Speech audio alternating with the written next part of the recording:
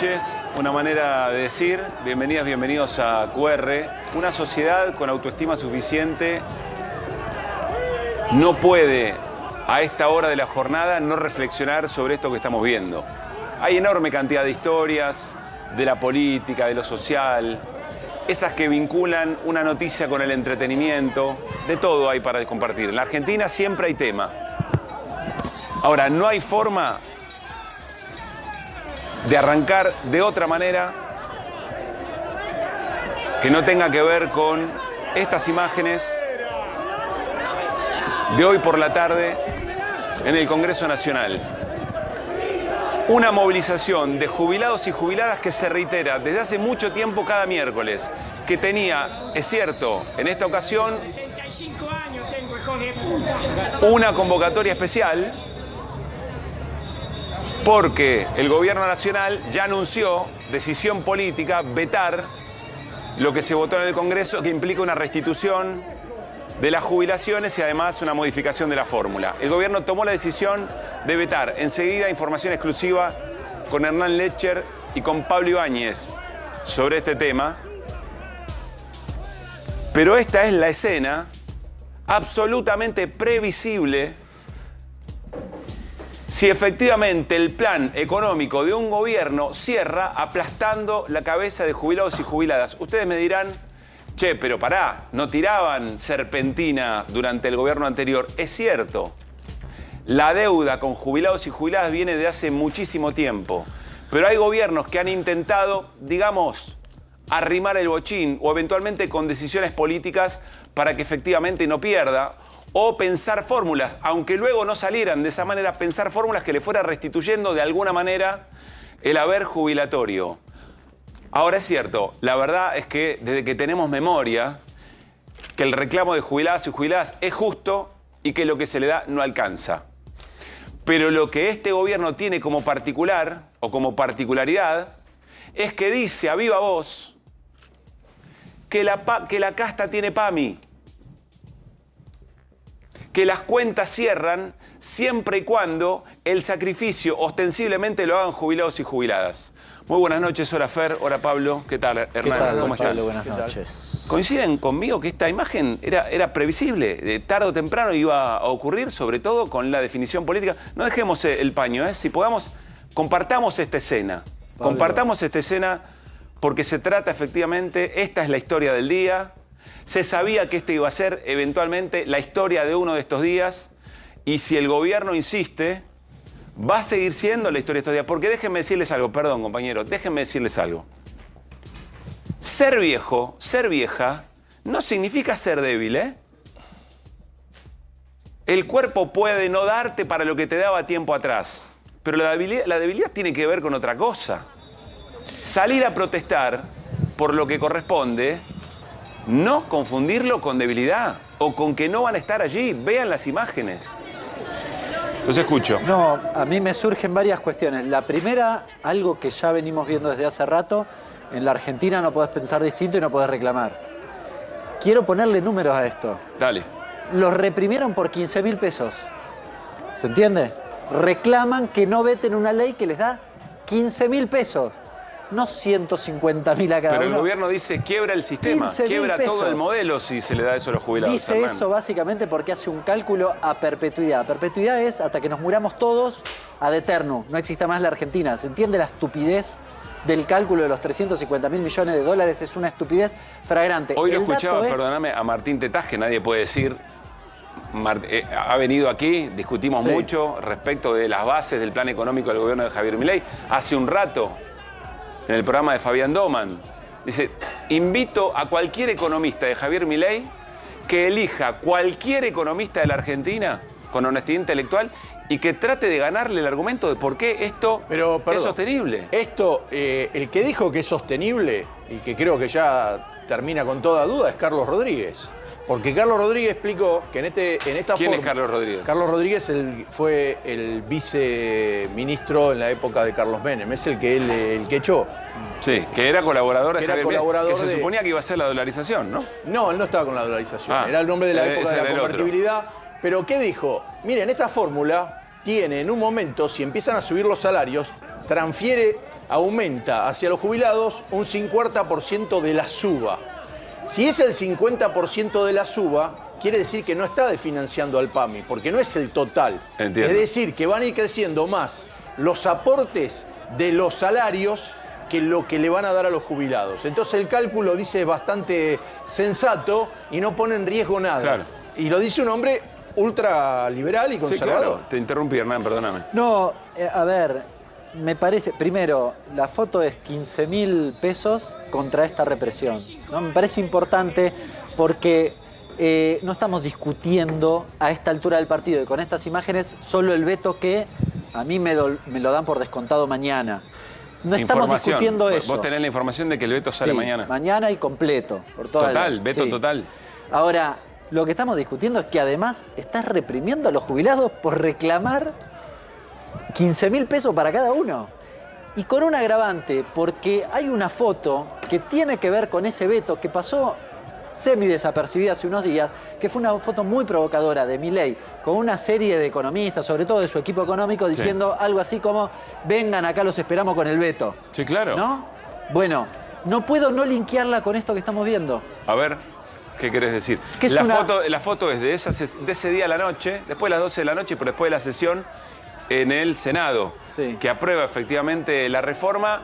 Y están el conjunto de economistas con jefe de asesores, con Luis Caputo también allí, también Adorni, diciendo que vengan los que quieren, que venga la casta Sí. que quiera atentar contra el equilibrio fiscal. No se lo dice al poder económico, ¿eh? ¿A quién se lo dice? Se lo dice a los débiles, a los jubilados. Por eso Esa recién foto- veíamos, la casta tiene PAMI. Exactamente. Y esto es lo mismo. Duro, durísimo, represivo con los jubilados, que la verdad van a reclamar 15.000 pesos. ¿Escucharon bien? 15.000 pesos. También y por hay otro una- lado, la indulgencia con otros sectores. No sé, pienso en el RIGI, ¿no? La generosidad que tenés en el RIGI. Lo Este es el contrasto con punto, esto. este es el punto que plantea Hernán. ¿Con quién te haces el malo?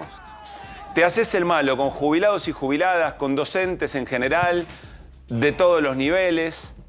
Te haces el malo con las mujeres que están pidiéndole al Estado que las acompañe para una autonomía, para salir de escenas de violencia.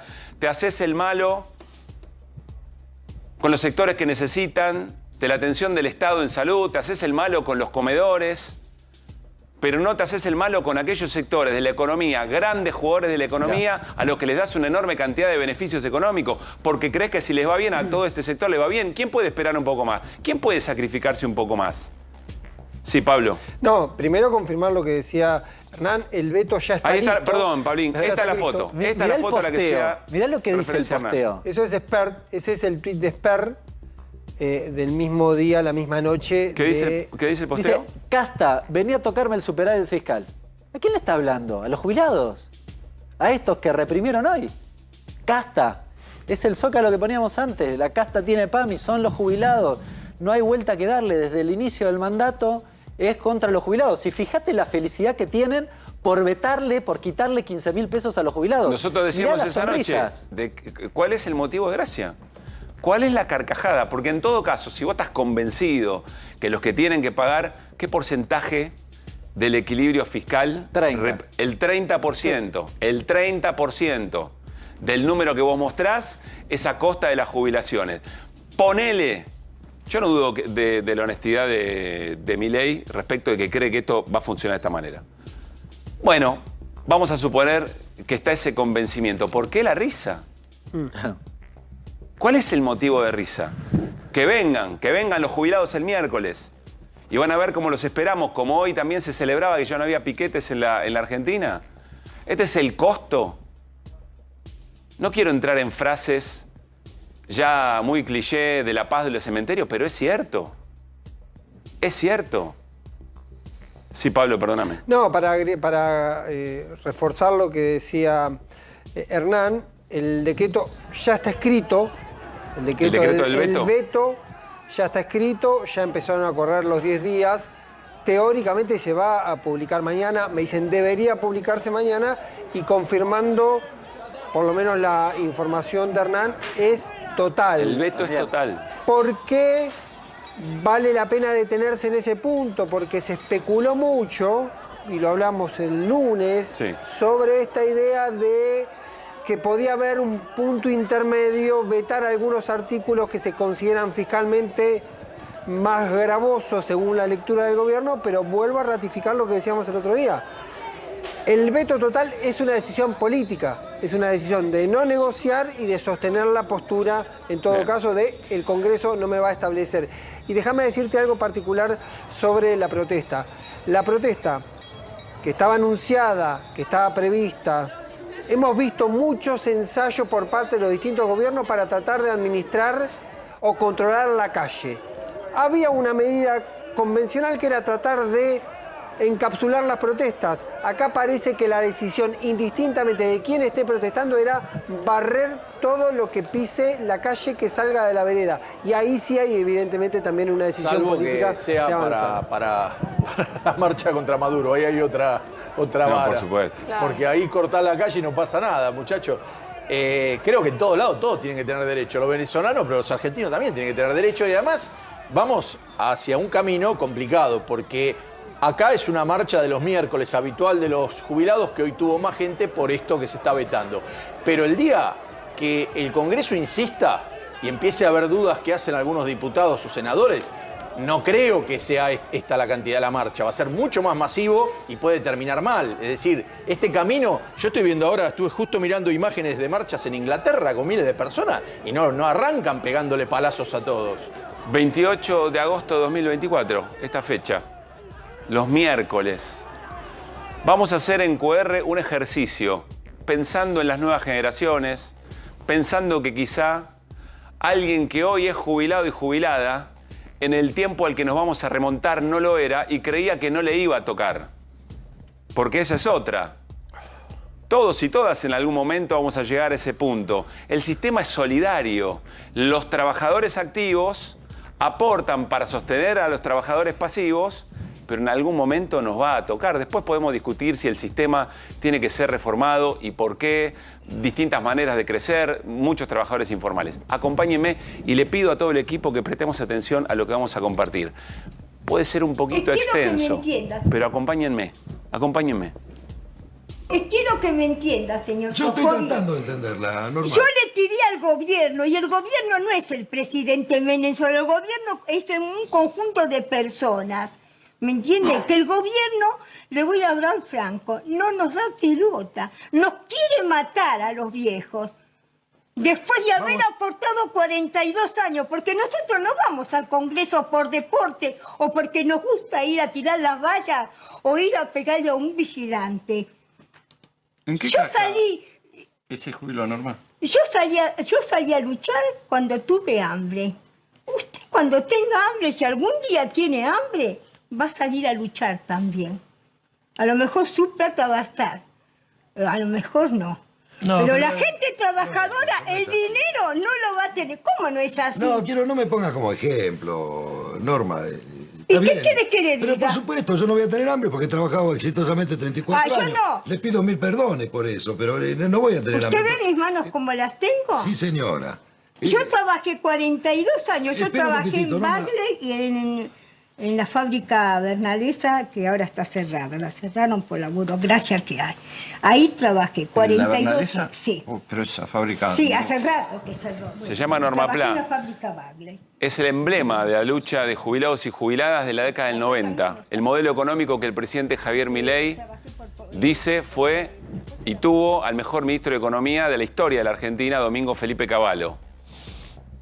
Norma Pla a Cavallo, ¿se acuerdan? ¿No? Hasta el rock, nuestra cultura, también castigada por este gobierno, tiene en esta mujer un emblema de la lucha y de la resistencia. Les voy a pedir si podemos ir al principio de este tape, que lo estuvimos visualizando más temprano. El principio y yo después les aviso dónde frenamos, porque hay un elemento muy importante. Vamos a hacer este juego. Imaginemos que esto que estamos viendo, que es de mediados de la década del 90,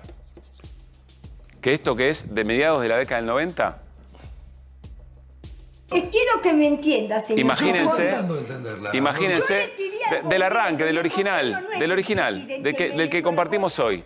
Y mientras lo buscamos, hagamos este ejercicio. Vamos a imaginar que esto, que ocurrió a mediados de la década del 90, ocurrió esta tarde, a lo que se va a referir Norma Pla, en una mesa con 4 hombres, mujer jubilada, piénsenlo también en esos términos, mujer jubilada a la que le cuestionan salir a la calle a protestar y le cuestionan otra cosa que ahora vamos a ver, pero insisto, hagamos el ejercicio de pensar que esto que vamos a compartir ahora, que ocurrió a mediados de la década del 90 con un plan económico similar a este, ocurrió esta tarde. Es decir, que en un programa de televisión, después de lo que vimos en el arranque del programa, después de lo que pasó hoy en el Congreso, a Norma Pla la invitan a un programa y empieza diciendo esto. Alderete la recibió. Previamente hubo un acto ahí donde se impuso y la recibió usted como representante. Ahora, ¿por qué esa misma actitud no la tiene cuando va al Congreso, que por ahí agrede a un policía, tira una valla, provoca violencia con... Escúchenme, ¿por qué me van a poner vallas cuando yo voy a pedir lo mío? Pero... Lo que he aportado 42 años, ¿por qué me ponen las vallas? Atrás de las vallas, los batatas que le estamos pagando nosotros. Policías con uniformes son. No sé. Yo lo he visto bueno, pegarle y tirar la gorra a un policía pero con por uniforme. supuesto. Y ¿No, pero ¿No quiere elegir también al jefe de policía? le voy a contestar al señor, después le contesto a usted. Primero lo atiendo al otro, después te atiendo a vos. ¿Por qué me van a Le poner dijo. las vallas si yo estoy pidiendo lo mío? Pero fue una violencia... que La usted- violencia la está dando el señor presidente en ponernos los batatas pagados por Me pusieron nosotros. policía femenina, ¿usted vio lo que pasó pues después de la represión esa? Escúchame, pusieron policía femenina, agredieron a la policía femenina. Falta que le dijera Norma Pla, o quieren que se lo explique con muñequitos, o les haga un dibujo respecto de qué es la violencia. Bueno, insisto, 1994, o mediados de la década del 90, 94, bueno, Además, 28 de agosto de 2024, perfectamente esta escena en aquella noche en televisión podría haber ocurrido esta misma noche, porque la escena es la misma, porque el plan económico es el mismo, porque las consecuencias son las mismas. Perdón, Fer. no, que además Norma Pla tiene una característica que es que era es una mujer que no quedó identificada con un partido político, era una lucha de los jubilados en general. Se da cuando está la gente que está harta, hastiada, y dice basta, termínenla. Y no podían identificarla, no, porque usted defiende a tal, viste que no le decían, no, porque usted es puntera de... No, ella no es puntera de nadie, ella iba sola y peleaba contra todos.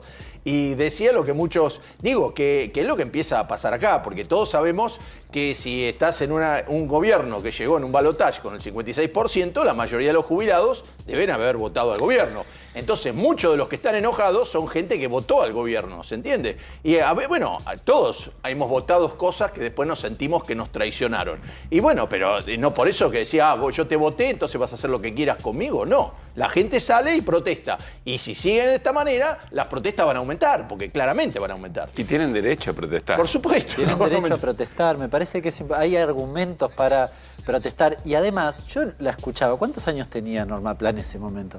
Están pensando... 80 y pico, ¿no? bueno, no era tan vieja. Pero además, perdón, estaba de arriba de pero 70. no era tan vieja. Arriba de 70 Arriba de seguro. 70 seguro, Sí, pero además pero no era- mucho más de era- 70, porque no murió tan La ponen en vieja. condiciones, es decir, como si una persona de arriba de 70, escuchen bien, tiene un nivel de violencia fenomenal que va, no sé, a romper las puertas del Congreso. ¿De qué me están hablando? Lo digo porque hay una justificación implícita en la entrevista de lo que hacen con los jubilados. Y esto que estamos viendo también tiene el mismo sentido. Hoy le tiraron gas pimienta a los jubilados. A adultos mayores le tiraron gas pimienta en la cara. Para mí es análogo, perdón, la escena que vimos recién es análoga a esta represión que vimos hoy. También yo veo en Norma Pla la resistencia y la lucha de una mujer que, digamos, que fue pionera en esto, ¿no? Ella como mujer, recién rodeada de no sé cuántos tipos. 5 tipos, y hablándole, además, con toda la violencia de manera Ella explicándoles descarada, ¿no? qué es cuáles son los y ella distintos tipos de tomándose el violencia. trabajo de explicarle. Es una Perdón, maravilla. murió a los 64 No. años. Ah, Norma mirá. Pla. Ah, Estaba castigada por... Buen dato. Y bueno, no le era tan decía, vieja. míreme las manos, míreme las manos. No ¿viste que le era decía? tan... Yo me Bueno. acuerdo que no murió joven. Ahora, la escena que vimos hoy es parte de la idiosincrasia que está exhibiendo este gobierno frente a muchos temas, como vos decías antes, frente a personas además que están muy castigadas y grupos que están en condiciones y en situación de vulnerabilidad y de debilidad, particularmente Hablo de la gente que tiene hambre y que no le dan de comer en los comedores. Hablo de los chicos que se van a dormir sin comer, como ya lo hemos hablado. Hablo de las mujeres que no tienen atención en situaciones de violencia de género, pero hablo además de... de que el gobierno hace gala de esto. Yo no me olvido más. El día que Diana Mondino en esa cena, en esa comida con Mirta Legrand, le dijo, ¿para qué le van a dar los créditos a los jubilados si total se van a morir? Eso es lo que piensan. ¿No te acordás? Sí, sí, me acuerdo. Pero... Eso es lo que piensan. Si total se van a morir. Bueno, los cagamos a palos y total se van a morir. En un momento el conductor del programa le dice, ¿y no quiere poner al jefe de la policía también? No, la verdad, lo que queremos es que nos paguen lo que no tienen. Igual, además, como en las imágenes, a veces, la verdad, pobre el que tiene ese trabajo, alguno lo habrá necesitado, pero estos policías pegando a los jubilados, como diría Papo, buscate un trabajo honesto, ¿no? Ir a que te manden a pegarle a los jubilados, es una cosa, porque uno no ve la misma violencia. ¿Se acuerdan en Jujuy fue? En Jujuy, creo que me estoy equivocando de provincia. Joven que interpela, o fue en una de las movilizaciones de la ley Bases, creo. Acá fue. Aquí en el Congreso, la interpelación que le hace un joven, una mujer joven a un policía, acá que lo tienen que retirar de la fila porque le llegó. Le llegó. No, bueno, pero además es a veces toman un nivel de violencia y un nivel de energía para pegarle a gente que está... Aunque se levantaron bastante bien los veteranos, hay varios que pelearon bastante bien. Porque ser viejo o vieja no es ser débil. Bueno, no por es eso. Ser débil, pero no cuando se agarran, cuando tienen que ir a reprimir una barra brava, nunca hacen, no van no van de guapos. ¿Vio? Los dejan pasar, vayan para allá, muchachos, y hacen como una negociación. Acá les tiran a cualquiera porque lo que dice Hernán, esta escena tiene que ser ejemplificadora. Tiene que ser ejemplificadora. Ni se les ocurra el miércoles que viene volver. Bueno, y ni se les ocurra movilizarse después del veto. La represión y las detenciones de las 33 personas el día de la... Así es. El día que se intentó la movilización contra la ley Bases. Esto que hacen la Fuerza de Seguridad bajo órdenes de Patricia Bullrich, yo lo que quiero insistir, esto no está amparado por ninguna ley. Esto es un protocolo que se le ocurrió a Patricia Bullrich que ni siquiera tiene carácter de ley. O sea, para ellos es un delito que se interpreta de determinada manera,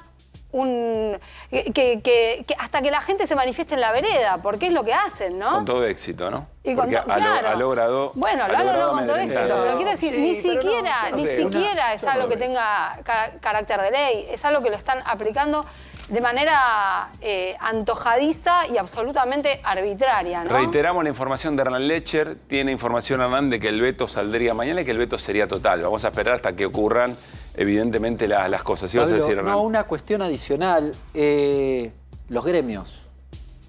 Digo, son trabajadores pasivos, porque la verdad que debería haber una condena del movimiento organizado, de los trabajadores, de todos los gremios, la CGT diría, y acompañar esto, porque todos vamos a terminar siendo viejos, Y es una contingencia, dice nuestra Constitución, respecto de la edad que te toca vivir en lo que está diciendo, acá deberían estar los... Sí, y condenar la había organizaciones, la había algunos... Claro, no sé si...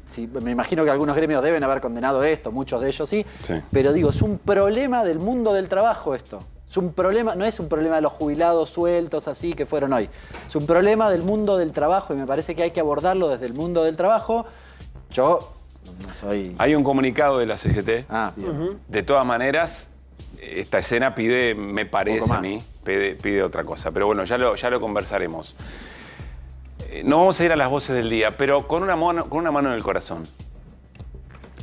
Podremos haber votado absolutamente...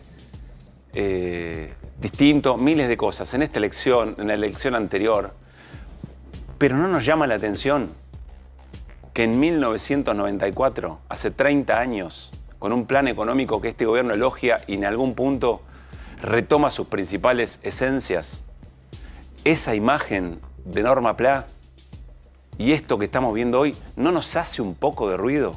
¿No nos hace reflexionar? No es para correr a la política, porque la política es parte muy importante, todo es político. Todo es político. La represión es política. Norma Pla era política. Después podemos discutir los partidos políticos, podemos discutir qué pasó en los gobiernos anteriores, podemos discutir todo, pero ¿no nos hace ruido el análisis de las políticas públicas? ¿Cuáles son sus consecuencias? Que estemos reiterando la historia, como decía Irina. Podría haber sido esa escena que vimos hace un rato con Norma Plan en un canal de televisión explicando por qué le sacaba la gorra a un policía. Podría haber sido esta misma noche. Algo tenemos que reflexionar sobre este tema y ojalá que el prejuicio ideológico, las anteojeras que nos han sabido inculcar en todos estos tiempos, primero que nada contra la política y después contra algunos sectores de la política en particular, ojalá que esas anteojeras no nos impidan ver esto. Después cada quien vote lo que le parezca. Compartimos las voces del día, insisto, una comunidad, una sociedad con autoestima suficiente, lo que nos vaya quedando, no podía arrancar un programa de política, de sociedad como es QR en A24 de otra manera. Las voces del día. De Villarruel no es la agenda, es su leitmotiv, la razón por la que empezó a militar y militó durante muchos años en organizaciones junto a Cecilia Pando, etcétera, y de muchos otros también, Beltrán Benedict, toda esa banda, Montenegro, etcétera. La gente se da cuenta, el intelectual de Miller se da cuenta que el equilibrio fiscal es lo que va a ordenar Argentina, quiere que el presidente, la gente está dispuesta a acompañar eso porque se da cuenta que es algo diferente. Esto está tomando un color muy extraño, muy feo, muy desagradable para la división de la sociedad argentina. Y creen que tenemos una provincia que no se da cuenta, que en realidad cuando cortan el fondo compensador del transporte no es contra el gobernador, es contra el pueblo de la provincia, que cuando cortan el fondo del incentivo docente es contra el pueblo de la provincia. Yo lo que escuché es que la mitad de los economistas dicen que si devalúa se va todo al carajo y la otra mitad dice si no devalúa se va todo al carajo. En esto estoy de acuerdo. Parece que está esquivando el tema de la visita al penal y le está tapando con esto. Perdón que lo diga. Es la impresión que tengo, yo no sabía de este acto, lo veo y digo, sí, ese es su discurso, es parte de su discurso de campaña, es una parte de su discurso de campañas. Del total de las personas que están detenidas en agosto de este año, con información de la Procuración, el 80% está detenida en arresto domiciliario y un 20% está detenida en el servicio penitenciario, en establecimientos del servicio penitenciario. Yo no hubiera ido a visitar a quienes hoy están en esa foto, no los hubiera ido a visitar. Astiz no lo hubiera ido a visitar nunca en mi vida. Entonces, esa es mi posición. Es un tema 100% político. A la gente que votó eso no les importa absolutamente nada a los jubilados.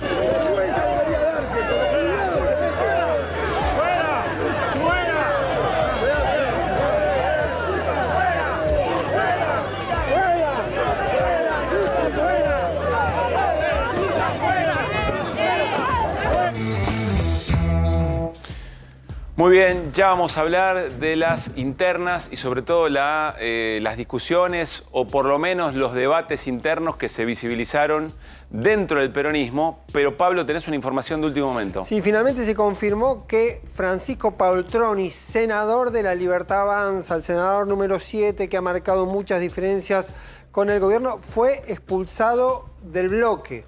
La información de Paltroni en particular era que no estaba notificado, que se enteró por alguna información que estaba circulando en los medios. Hay una carta firmada por Abdala, que es el presidente provisional, también por el jefe del bloque de senadores de La Libertad Avanza, Ezequiel Atauche, senador de Jujuy, donde confirma que finalmente Paltroni está dejando el bloque de La Libertad Avanza. Un movimiento que tiene que ver con lo que ocurrió, con algunos matices, con críticas a Santiago Caputo, pero el eje principal había sido... Más que matices, le apuntó al Triángulo de Hierro. Pero planteando esencialmente que había una diferencia con la postulación de Ariel Lijo como integrante de la Corte y considerando Paltroni, lo dijo también charlando aquí en QR, que había sido un error de aquellos que le llevaron el nombre de Lijo para integrar la Corte y lo estaban haciendo cometer una equivocación política grave al presidente de la Nación. Vamos a compartir la carta. Les pido, si podemos, mientras,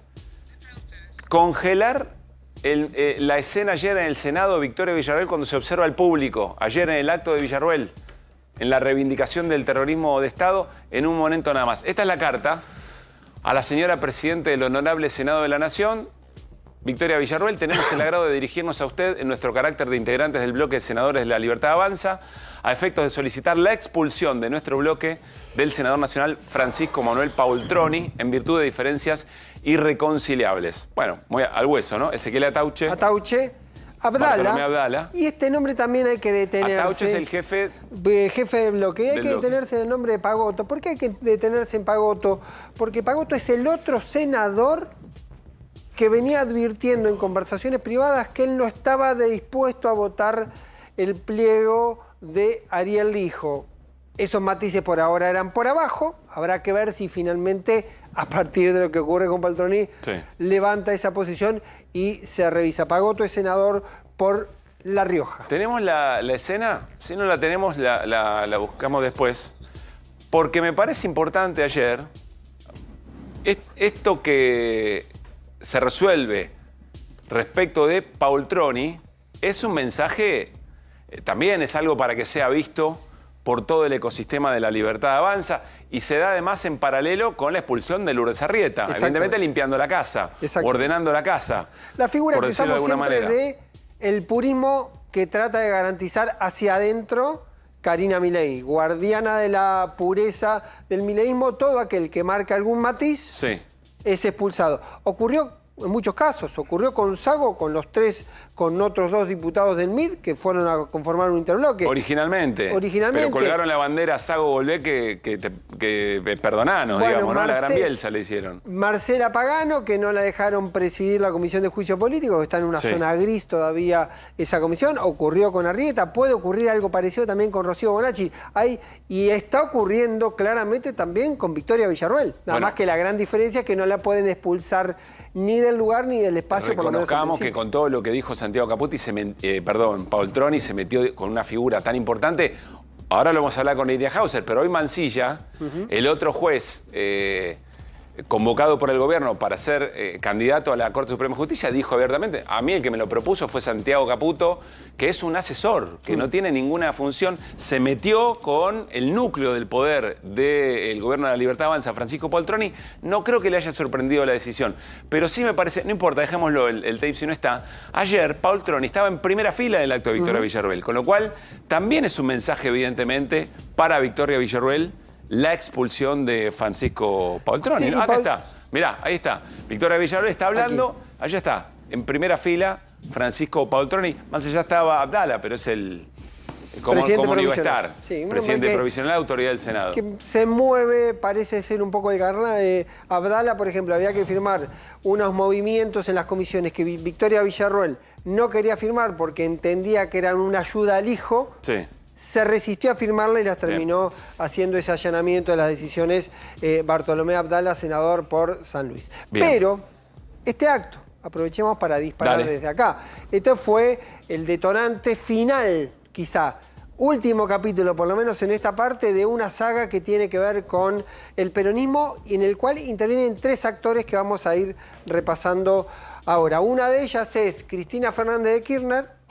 Vamos con los protagonistas de esta historia que nos cuenta Pablo Ibáñez. La otra es Victoria Villarroel. Y el tercer personaje en esta saga, por lo menos, es José Mayán, senador por Formosa. La polémica empezó el jueves pasado. Lo charlamos, un poco de ironía. Mayán tiene ese tono un poco estandapero a veces para algunas exposiciones. Hizo un chiste con Victoria Villarroel hablando de jamoncito, diciendo tenemos que acercar la amistad, fortalecer la amistad entre estos dos actores. Eso generó un poco de ruido, se entendió como una ironía de Mayans, pero después hubo otra intervención de Mayans el día domingo. Claro, es esa intervención en la que Mayans se pregunta, bueno, habría que ver quién decidió que fuera presidente del Partido Justicialista, Alberto Fernández. Exactamente. Y el domingo plantea Mayans la idea de, con Iván Jabrowski, hablando de la idea del juicio político, que están dadas las condiciones para un juicio político. Eso ya detonó una crisis mayor porque se empezó a especular algo básico. ¿Quién es el segundo del poder? Victoria Villarruel. Si hay una especulación, una hipótesis de simpatía del peronismo con Victoria Villarruel y se habla de un juicio político, 2 más 2 es 4. Juicio político para sacar para que quede Victoria Villarruel. Bueno, eso generó un ruido y muy rápidamente requirió una intervención de Cristina Fernández de Kirchner que se conoció el día lunes con un tuit, que ahí sí lo vamos a ver. Es un tuit que tuvo mucho rodaje. El reposteo de algo que había publicado Mayra Mendoza. No, Cristina Kirchner diciendo que requerían pericia psiquiátrica. Pericia psiquiátrica, aquellos que consideraban que Victoria Villarruel era peronista. Sí. ¿Cómo hay que leer ese tuit?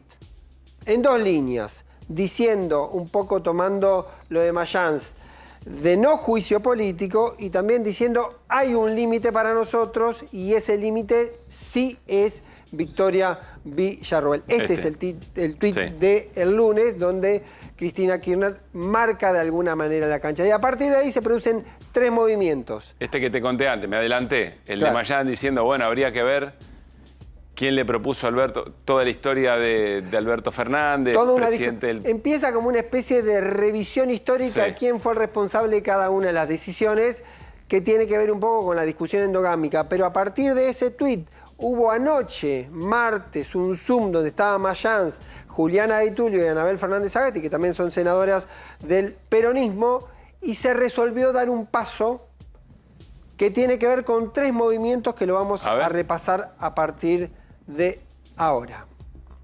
El movimiento primero de los 3 resultados de todo lo que ocurrió y que forzó esta reunión vía Zoom.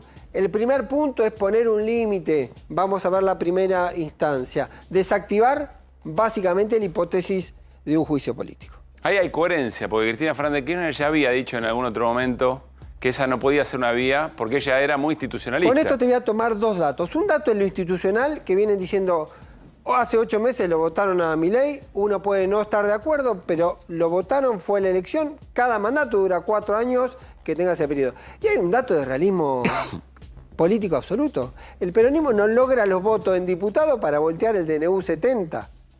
¿Qué posibilidad tiene de lograr 180 diputados para eventualmente iniciar un juicio político contra Javier Milei? Ninguna. No hay ninguna posibilidad de que eso se produzca en este contexto, no por lo menos como un antojo del peronismo solo. Y ahí me voy a detener en algo que decías vos. Trascendió y es un hallazgo de Matías Mousset, lo publicó en Gelatina y es un audio del 2016. Lo vamos a escuchar. Bueno, adelante. Cuento también ahí, en abono de esto, la charla con Moreno, ¿no? Que nos pusimos de acuerdo en que no estamos de acuerdo, ¿no? Sí. Eso es lo que nos pusimos de acuerdo. Pero entre las cosas que me planteó es que hay que cuidarlo por ahora, a Macri, hasta tener el equipo económico armado. Porque no se puede hacer que se caiga ahora es a fin de año, hasta no tener un equipo económico. Están todos más locos de lo que yo pensaba. Bueno, y entonces él está en la Comisión de Economía, lo pusieron ahí con Berna. Le digo, escúchame, ¿qué vas a acordar vos con Berna en Economía? No, bueno, pero yo estoy en la parte coso y el otro ahí. Están en esa... Fragotear, bueno, sí, futuro fragote. Sí, toda la vida han hecho eso, fragotear. Exactamente, esa es la... Llegar por los votos y en gracia, ¿viste? Sí, no, llegarlo por los votos que lleguen los boludos, ¿viste? Como nosotros, ¿viste? Exactamente, sí. Este audio del 2016, Pablo. Está Guillermo Moreno, le cambias Milei por Macri y es más o menos parecido la conversación que se estaba dando en este contexto sobre la hipótesis de rápidamente termine el gobierno de Javier Milei. Por eso también...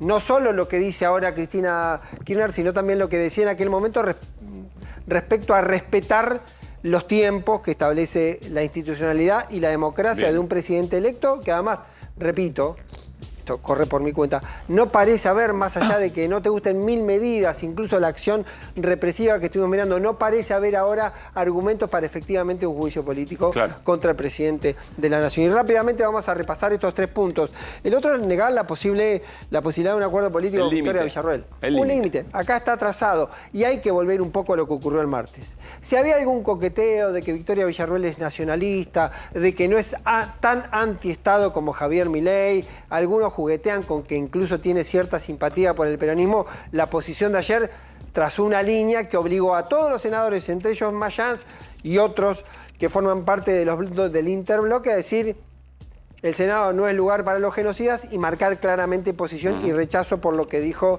la vicepresidenta. No es para hablar ahora, pero en 3-2-1 vuelve a arrancar la discusión en términos de qué tan amplio tiene que ser un acuerdo político para tener chances electorales, pero que al mismo tiempo no se corra de los límites más o menos imaginables, ¿no? Sí, y la tentación. Dentro del peronismo y los espacios críticos. Y la tentación de algunos, porque hay evidentemente algunos peronistas, Sí, claro. Juan Carlos Romero, Ramón Puerta, que están muy cercanos a la vicepresidenta, pero hubo frases de Moreno, algún comentario de Mayans, Sergio Berni, diciendo también referencias en ese sentido. Y para cerrar, esto es más largo, pero lo vamos a ir repasando en estos días.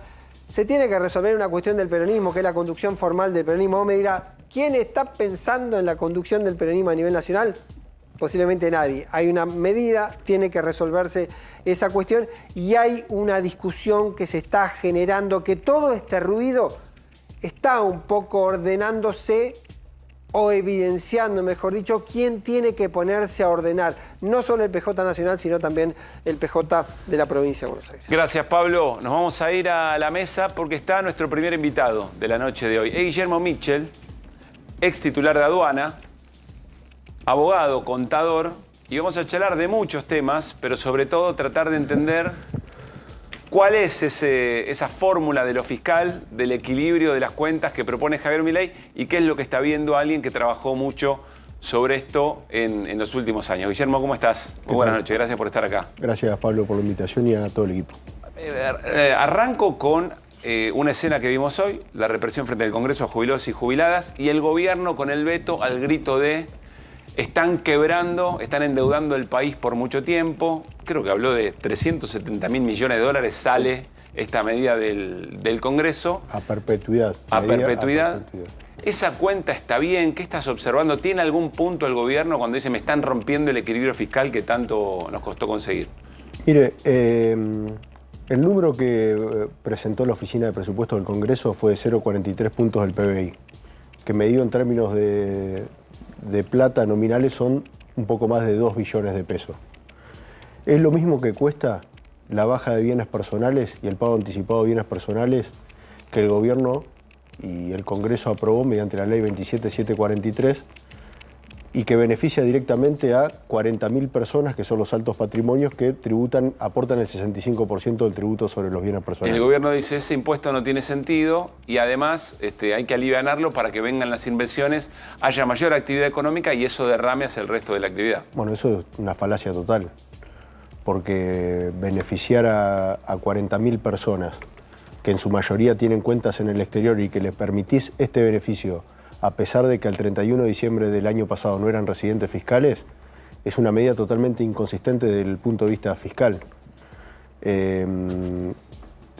Además, con un agravante, en su mayoría son todos bienes en el exterior, que es la gran parte sobre lo que se tributa a bienes personales, que no genera ningún impacto en la Argentina. No hay una baja de impuestos si esos capitales se traen. Lo digo en criollo. Una persona argentina tiene 10 millones de dólares en el exterior, no es que le bajo bienes personales y lo trae al país y lo invierte de manera productiva. Se lo bajo a pesar que lo siga teniendo en el exterior. Perdón, no tenía ese dato, que estamos hablando de bienes que están en el exterior. No, depende del blanqueo. Si lo dejás afuera, pagás el 5%, pero los dejás afuera. Sí, pero no tienen que pasar. No tenés que traerlos acá. Pero la rebaja de bienes personales es para todos. Claro. La rebaja es para todos. La rebaja, de hecho, y perdón. Déjame detener con una pregunta, porque si no estamos hablando es más grave de números muy grandes. ¿Qué es un alto patrimonio? Porque si son 40.000 personas, porque estamos hablando de 15.000 pesos para cada jubilado. Sí.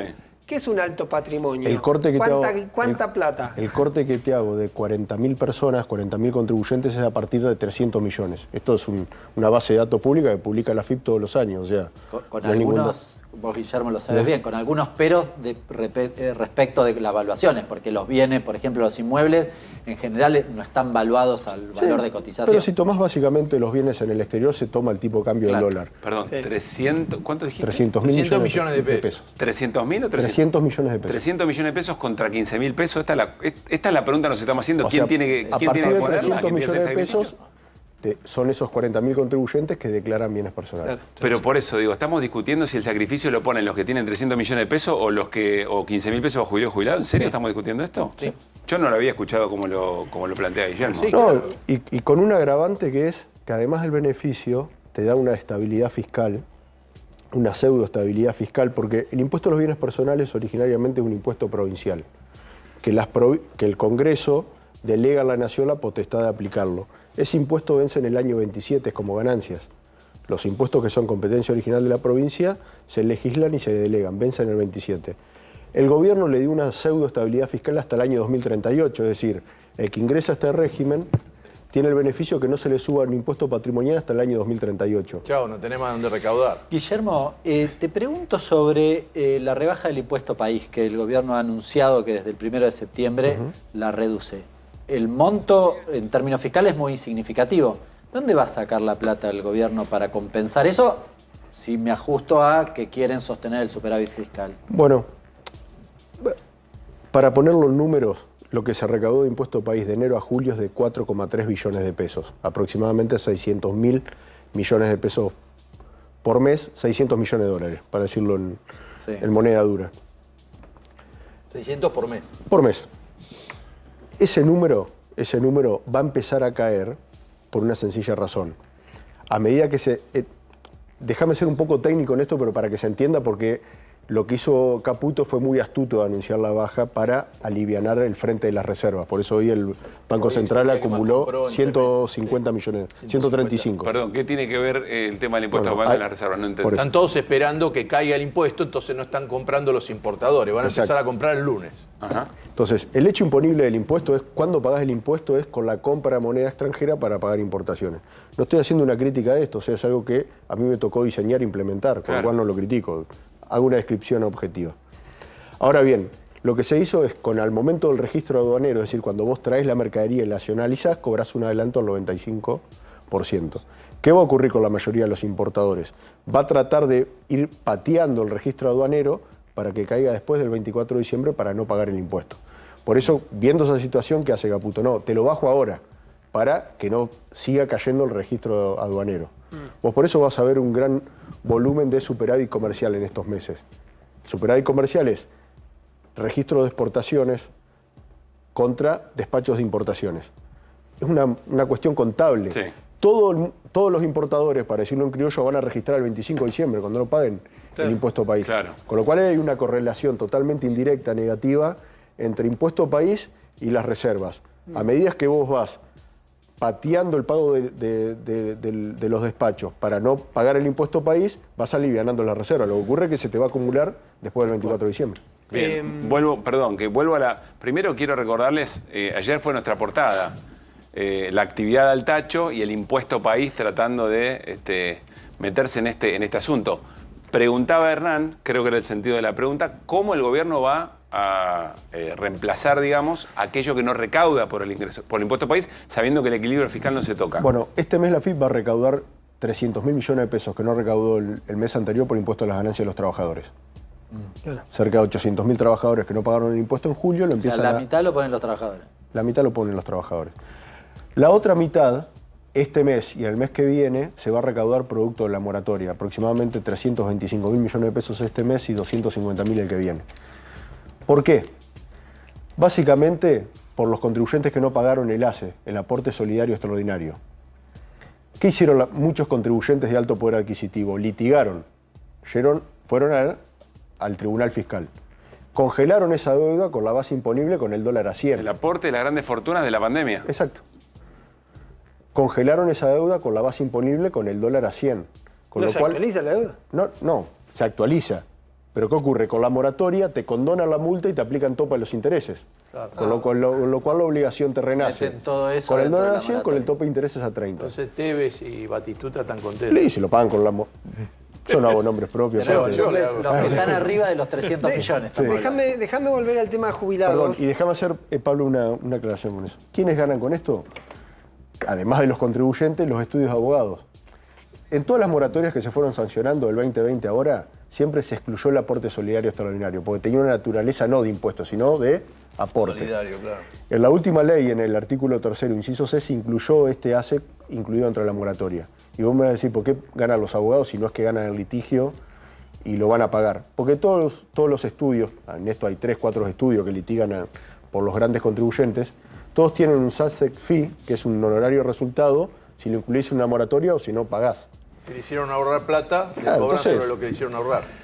Bueno, después le voy a preguntar porque Michel hizo una nota interesante diciendo la privatización del servicio jurídico del Estado, hablando un poco de los estudios de abogado, como que parece que son los que en realidad armaron la ley bases y el DNU casi pensado para las empresas que ellos atienden. Pero volviendo al tema jubilados, siempre se habla, y recuerdo que en algún momento el gobierno anterior planteaba, che, hay una separata, ¿por qué ir a buscar dinero acá y no ir a buscar a otro lado? ¿No tenía otra forma el gobierno de decir, el gobierno de Javier Milei, no tenía otra forma de decir, está bien, dejo eventualmente bienes personales, lo bajo? ¿No tengo otro lugar a donde ir recursos para obtener y poderle pagar a los jubilados? Déjame hacer hincapié en esto, Pablo. Entiendo lo que planteás, pero a lo primero que tenés que ir es a bienes personales, porque es el impuesto más progresivo en el sentido de, yo no estoy a favor de grabar el stock, sino de ir grabando el flujo. Pero en una economía con la Argentina, con acumulación y de alguna manera acumulación de cuentas en el exterior, donde los dólares no están en el país afectados a la actividad productiva, sino que los tenés afuera, la primera fuente para grabar, creo que con mayor progresividad es esa. Ahora, no querés aplicar esa fuente, no querés ir a esa fuente, tenés una gran cantidad de conceptos que vos bien definís dentro de gastos tributarios donde podés ir. Me alejo del lugar común que plantean todos el tema de Tierra del Fuego, la ley 19640. Tenés la ley de economía del conocimiento. Hay una empresa que presenta balances en la SEC que mostró un resultado de 154 millones de dólares producto de los beneficios impositivos. ¿Y pero lo sigue necesitando esos beneficios? ¿O cómo se decide? ¿Qué empresa sigue necesitando ese beneficio y cuáles no? Si es amigo tuyo o no es amigo tuyo. No. Es así. Te vuelvo a plantear esto. Todos estamos a favor de la industria, de la promoción de empleo, de la promoción de beneficios económicos. Lo que ocurre es que en un momento donde se define que no hay plata, o no hay plata, o no hay plata. O no hay plata para todos, o no hay plata para nada. Eso es la cuestión. A ver, yo estoy a favor. El peronismo no puede estar en contra de las leyes de promociones industriales o de proyectos que promuevan la inversión. La ley 25924 que impulsó la Baña cuando Néstor Kirchner era presidente del país, fue una ley que promocionaba, dando beneficios económicos en amortización acelerada de ganancias, devolución de IVA. Algo que tomó el RIGI. Ahora bien, el RIGI fue mucho más allá con los beneficios. Te da indemnidad cambiaria del 100% de las operaciones, es decir, no liquidás las exportaciones. No solo eso, sino que por decreto le ampliaron esos beneficios a los bancos que les presten a los vehículos de propósito único, son estas unidades que generan los beneficios. Con lo cual, te vuelvo a plantear, desde mi óptica, está muy bien dar promociones industriales, apuntar a determinados sectores, lo que hay que medir es el nivel de los beneficios. Y de nuevo, si vas a legislar, no legisles a perpetuidad, dando indemnidades fiscales de acá al año 2038, porque comprometés las fuentes de recursos de los gobiernos que vienen. Fer. A ver, tienen pagos muy importantes de vencimiento de deuda en diciembre. Y bueno, no termina el campo de liquidar. Hay ONs argentinas que han entrado en default porque están mal, otras tuvieron que hacer canjes. No se sabe, no están pagando todas las cosas que tenían que pagar. No es medio, de afuera están diciendo esto está tenido con alfileres. ¿Usted cómo lo ve? Mire, el año que viene se necesitan 25.000 millones de dólares para hacer frente a la deuda. 18.300 millones de dólares son de deuda del Estado Nacional. Entre bonos, los globales, los BONAR, BOPREAL, 2.300 millones de dólares. Son 3.000 millones de dólares del Fondo Monetario y 4.000 de otros organismos multilaterales de créditos. Provinciales. Por eso, voy 18.300. Y después tenés otros 6.700, que son 2.500 del SWAP, porque el SWAP no es que se postergó. El Banco Popular Chino, no por el gobierno, sino por pedido estricto del Fondo y directo por pedido del Fondo Monetario Internacional, para no poner en la cuerda floja Argentina, prorrogó los pagos en 12 cuotas a partir de julio del año que viene. Son 2.500 millones de dólares. Tenés otros 1.400 de deuda de privados y cerca de 3.000 de provincias. Claro, o sea, todo esto es lo que hay que pagar el año que viene, 25.000 millones de dólares. 25.000 millones de dólares. La pregunta es, ¿está esa guita o no está? Bueno, ¿dónde está? Y acá vamos al número que es lo que plantea el gobierno que necesita de deuda. Entre 10 y 12, dependiendo del valor de la soja y de la balanza energética, que acá déjame hacer un paréntesis, siempre cuando se critica lo que se hizo para atrás, ¿viste esta visión fundacional de que el que estaba hizo todo mal y el que viene hace todo bien? Sí. Yo digo, si se estaba hecho todo tan mal, que desconecten el gasoducto, o no sé por qué Milei mantuvo a la Secretaría de Energía de Massa en la Secretaría de Minería, que estaba todo tan mal en materia energética, ¿no? Entonces, hecha esa aclaración, dependiendo de eso, el superávit de la balanza comercial va a ser entre 10.000 y 12.000 millones de dólares. Para llegar a los 25 son los 10.000 que te faltan. ¿Y? Bueno, eso es lo que tiene que conseguir el gobierno. Eso es entonces, o Fondo Monetario. No, Fondo Monetario, roleo. pero Fondo Monetario O no va a roleo. poner más plata. Roleo. Guillermo, muchas gracias por haber venido. Bueno, gracias a ustedes. Hoy le preguntaron en conferencia de prensa a Manuel Adorni, rebautizado por Claudio Martínez, nuestro productor general, como el ministro de la batalla cultural, respecto del acto que ayer hizo en reivindicación del terrorismo de Estado, Victoria Villarroel, en el Senado. Y esto dijo. Con respecto a lo de la doctora Villarroel, todos sabemos de la lucha que lleva desde hace años la doctora Villarroel en materia de que la justicia juzgue a todas las partes. Y eso lo sabemos todos y obviamente que es un tema de la agenda de Villarroel y está muy bien que así lo sea porque es su bandera, es su lucha y es por lo que ella viene. Yo la conozco desde hace mucho tiempo a la doctora y desde que la conozco, la conocí en esta lucha y la conocí en esta peleando por esto. Así que, bueno, efectivamente es un tema que hoy no es agenda del presidente de la Nación. Bien, reacción, por supuesto, Irina, de los organismos de derechos humanos. Sí, de muchos organismos que plantean, primero que ponen esto en contexto, algunas de las cosas que explicamos ayer, ¿no? Que esto es una vieja batalla de Victoria Villarroel, sí, es cierto. También es cierto que esto nace como una especie de objetivo de empatar a los juicios de lesa humanidad que fueron reanudados después de la anulación de las leyes de punto final y obediencia de vida por parte de la Corte Suprema, ¿no? Esa idea de instalar la teoría de los dos demonios como forma de decir, bueno, si van a juzgar a los represores, que juzguen a los militantes de los 70, ¿no? Que bueno, justamente los organismos, hoy una de las cuestiones que plantean, lo ha hecho por ejemplo el Centro de Estudios Legales y Sociales en un largo hilo de Twitter, es si alguien no quiso que se juzgara a los militantes, han sido justamente el régimen dictatorial y lo que han hecho es asesinarlos, tirarlos al mar, desaparecerlos, eso es lo que se ha hecho. Y ha habido, en los casos de los que sobrevivieron, en algunos casos ha habido juicios y muchos de ellos son casos prescriptos. ¿Por qué?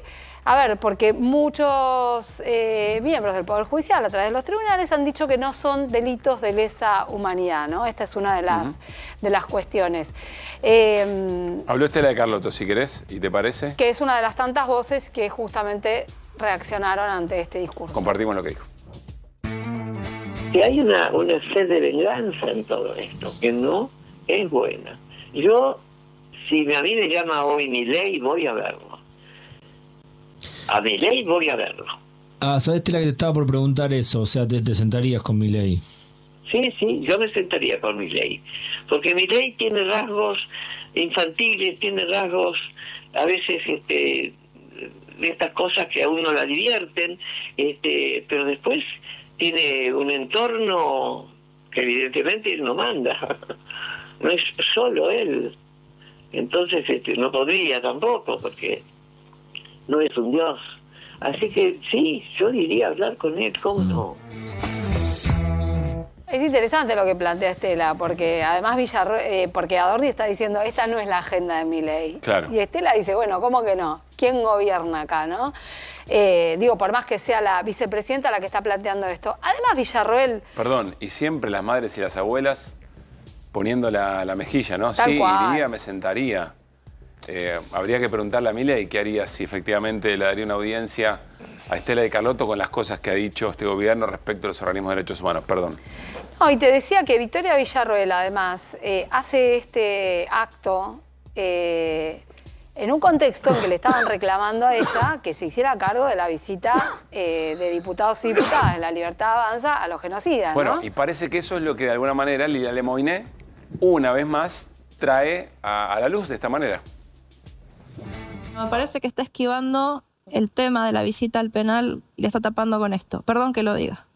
Es la impresión que tengo. Yo no sabía de este acto, lo veo y digo, sí, ese es su discurso, es parte de su discurso de campaña, es una parte de su discurso de campaña, sí. Bien, Victoria Villarroel está tapando algo, evidentemente, dice. Sí, eso es lo que plantea Lemoine. Y está tapando lo que decías vos, claro. el tema de las visitas. Y además, bueno, Victoria Villarroel, ¿qué es lo que dice? Volvemos sobre esto porque es importante aclararlo. Sí. Ella dice, vamos a reabrir las causas contra los militantes de los 70, ¿no?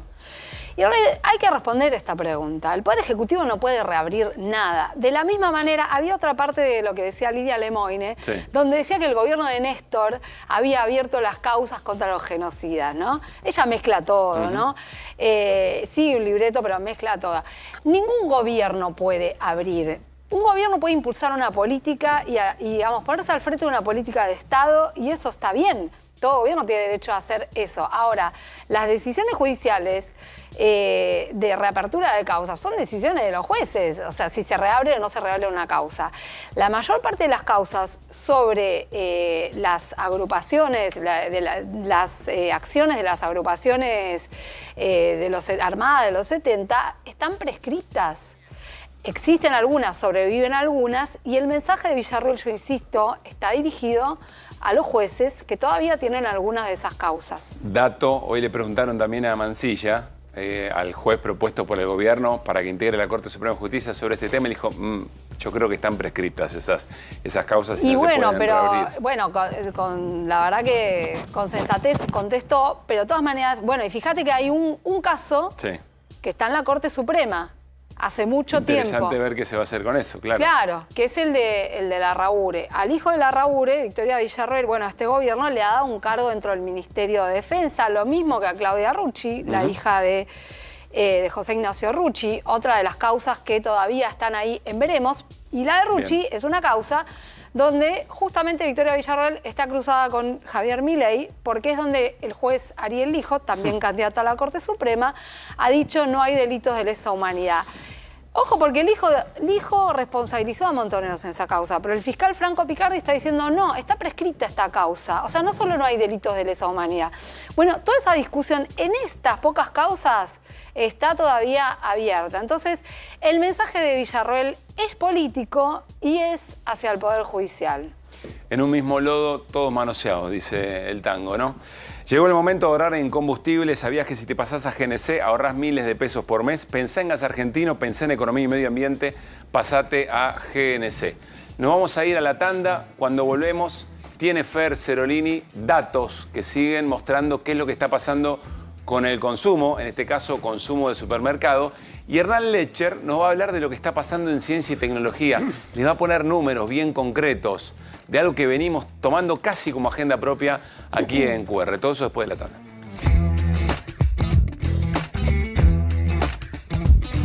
Cuando hay agendas tan repetidas, cuando se las habla permanentemente, a veces hay riesgo de que en una frase se vuelva cliché y a veces pierde impacto. Más que pierde impacto, perdemos de vista cuáles son los argumentos, las razones, los datos concretos. Por ejemplo, del deterioro del sistema científico-tecnológico en la Argentina. Lo podemos decir una y otra vez, cientificidio o cualquier otra manera de mencionarlo. Pero como lo explica Hernán Lecher, en los datos, en las situaciones concretas de ese deterioro, nos da la sensación que alimenta, por lo menos, o nos hace entender de qué estamos hablando, Hernán.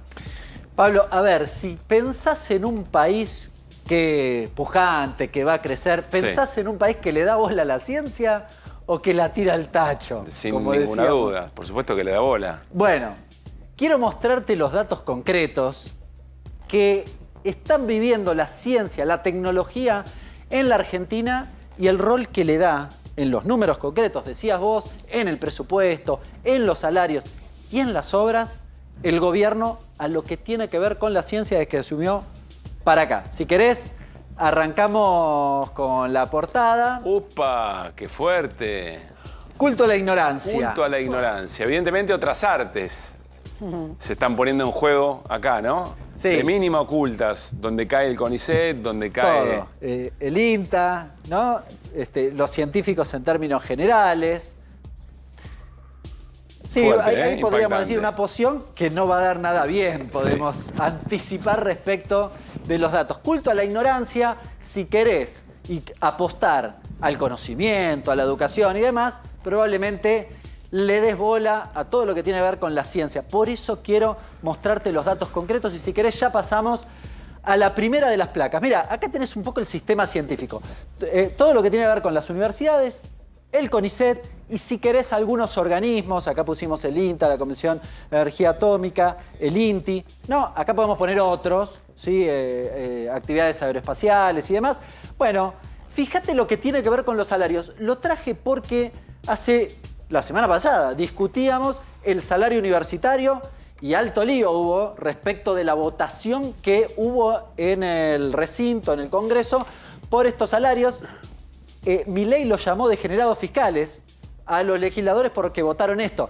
Si mañana se vota también una recomposición salarial de la ciencia, que fíjate cuánto cayeron. Va a haber veto seguramente. Probablemente. En un rato Pablo nos va a contar porque ya hay movilizaciones que se están pensando por este tema. Bueno, las universidades nacionales, lo hablábamos la semana pasada, 23,1 de caída en términos salariales. El CONICET es el que se lleva la peor parte, 26,4 de salarios. ¿Escuchás bien? Más de un cuarto de sus salarios en términos reales y un poquitito menos estos organismos, 16,1%. Se agarra todo el sistema, estamos en promedio 20. Complicado. Complicado el escenario. Muchos científicos, ¿qué hacen? Terminan yéndose al exterior. Claro. ¿No?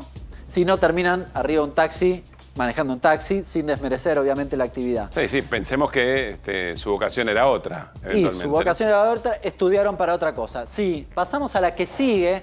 Fíjate, acá te traje para que no haya dudas respecto, y lo corté así a propósito, para que no haya dudas respecto de la ejecución del presupuesto, de lo que tiene que ver con la principal partida de la Secretaría de Innovación y Ciencia, que es justamente el presupuesto de ese área.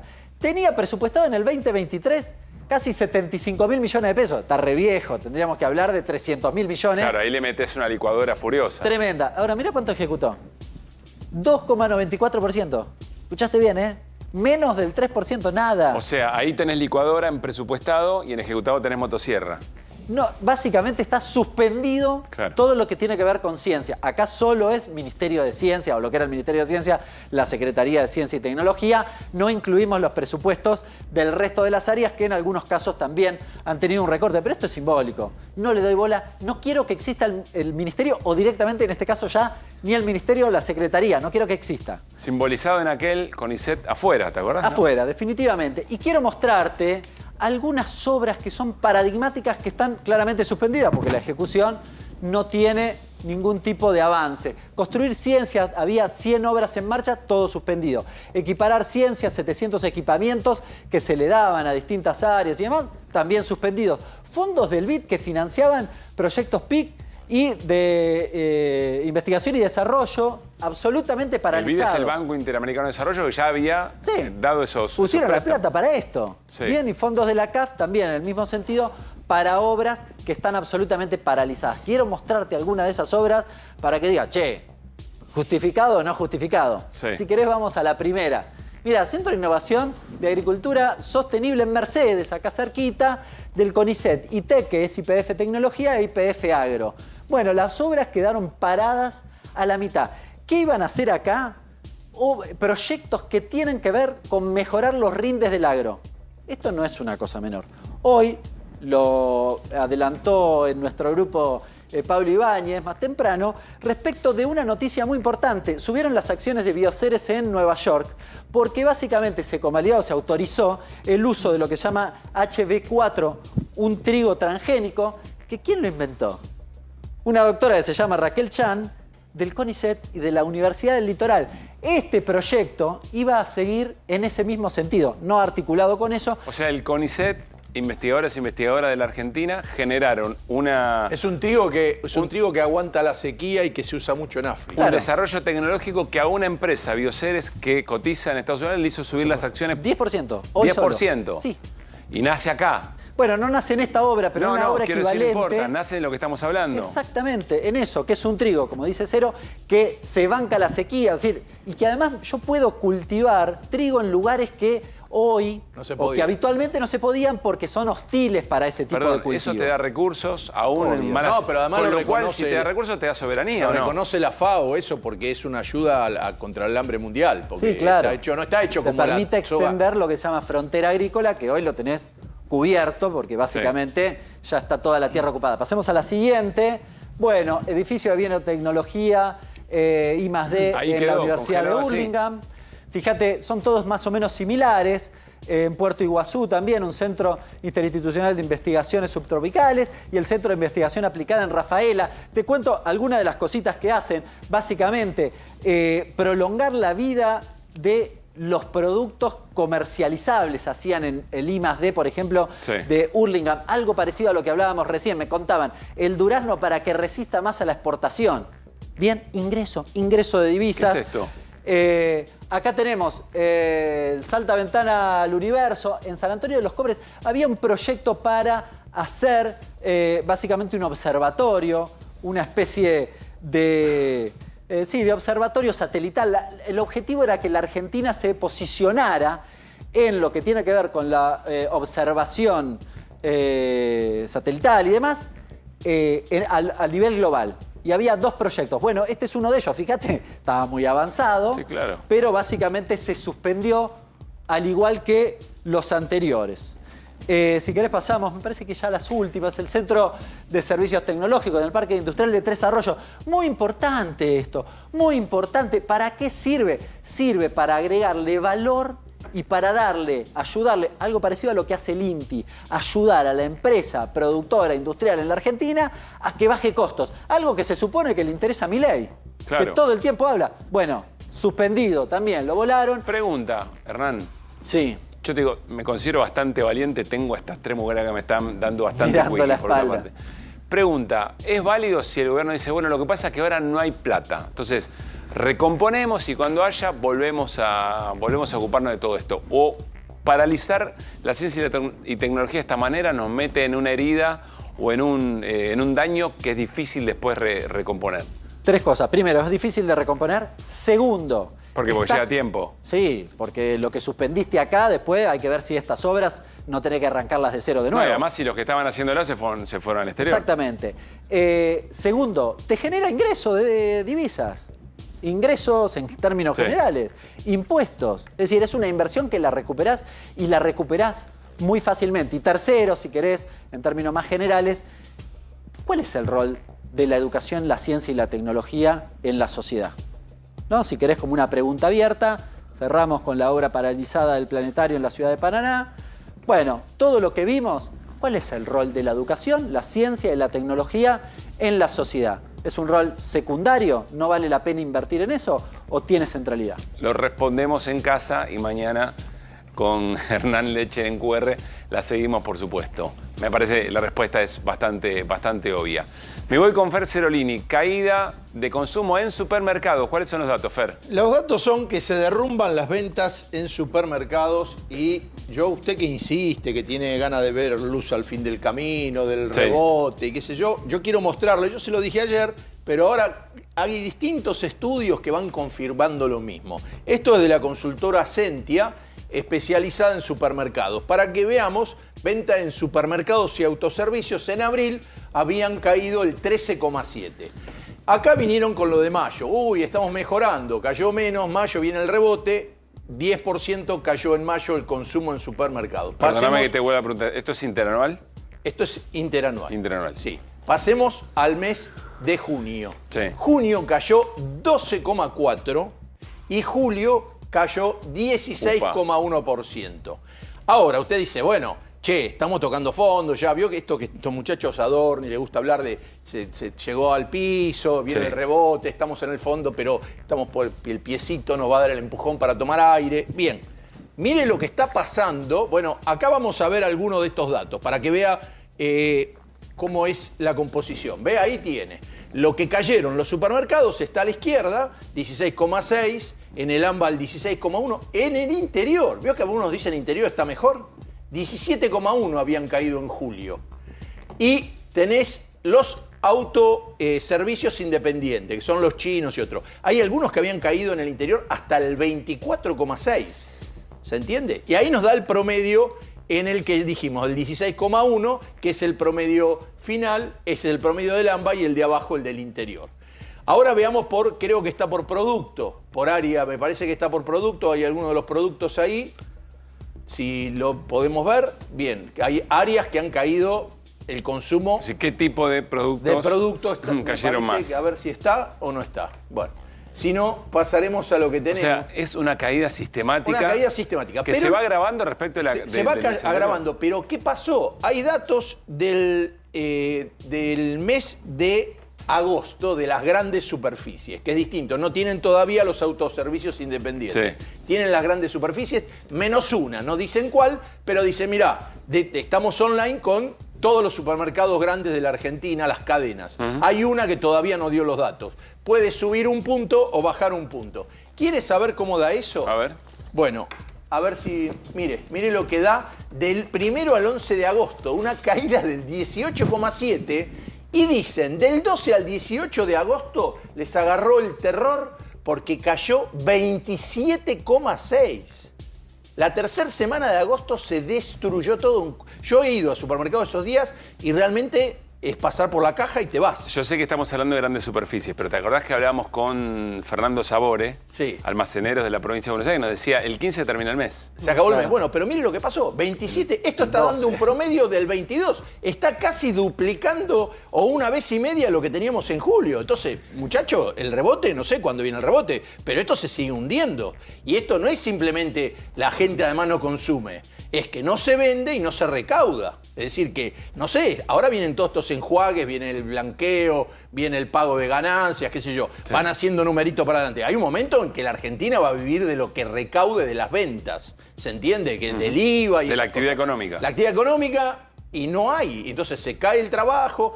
Bueno, así que realmente lo de esto de Sentia es aterrador los números que están apareciendo. Gracias, Fer. Dramáticos los números, realmente. Nos vamos a ir a una tanda. Al regresar, está pasando algo. Bueno, es la crónica del día a día de hace un tiempo. La implosión, las discusiones internas en todos los partidos políticos. Una fragmentación muy importante que, como decía Pablo Ibáñez, también tiene que ver con cómo se van realineando. ¿Frente a qué? Bueno, frente a lo que significa el gobierno de Javier Milei. Primero su triunfo electoral, luego su manera de gobernar y finalmente esto que menciona Fer Cerolini. Andar pispeando, che, esto no levanta. ¿Y qué dicen las encuestadoras? Hay una base que se está moviendo. Es como si hubiera detrás del núcleo duro que sigue acompañando a Javier Milei dudas en algún sector. Y esto obliga a repensar estrategias electorales y esto obliga a repensar las dinámicas de los partidos políticos. Después de la tanda vamos a charlar con Dante Rossi. Dante Rossi es legislador provincial en Córdoba. Tiene una denuncia que hacia adentro de la discusión política de la Unión Cívica Radical partidaria en Córdoba, el deloredismo hizo trampa. No permitió competir abiertamente como corresponde. Es decir, no hay democracia interna en la Unión Cívica Radical de Córdoba. De Loredo muy junto a Javier Milei. Hay otra Unión Cívica Radical, hay otro radicalismo que está mirando muy críticamente lo que está ocurriendo. Después de la tanda nos va a contar con detalles. Me animo a decir, esto está pasando en muchas provincias. Córdoba, una provincia muy importante. ¿Por qué? Bueno, muy cercana. Eventualmente, si uno piensa en la última elección, encuentra razones del triunfo de Javier Milei, sobre todo en la provincia de Córdoba. Buenas noches, gracias por estar aquí. No, gracias a ustedes, buenas noches. La pregunta puede ser demasiado general, ¿qué es lo que le está pasando a la Unión Cívica Radical respecto al gobierno de Javier Milei? Pero ¿qué es lo que está pasando en Córdoba con la Unión Cívica Radical?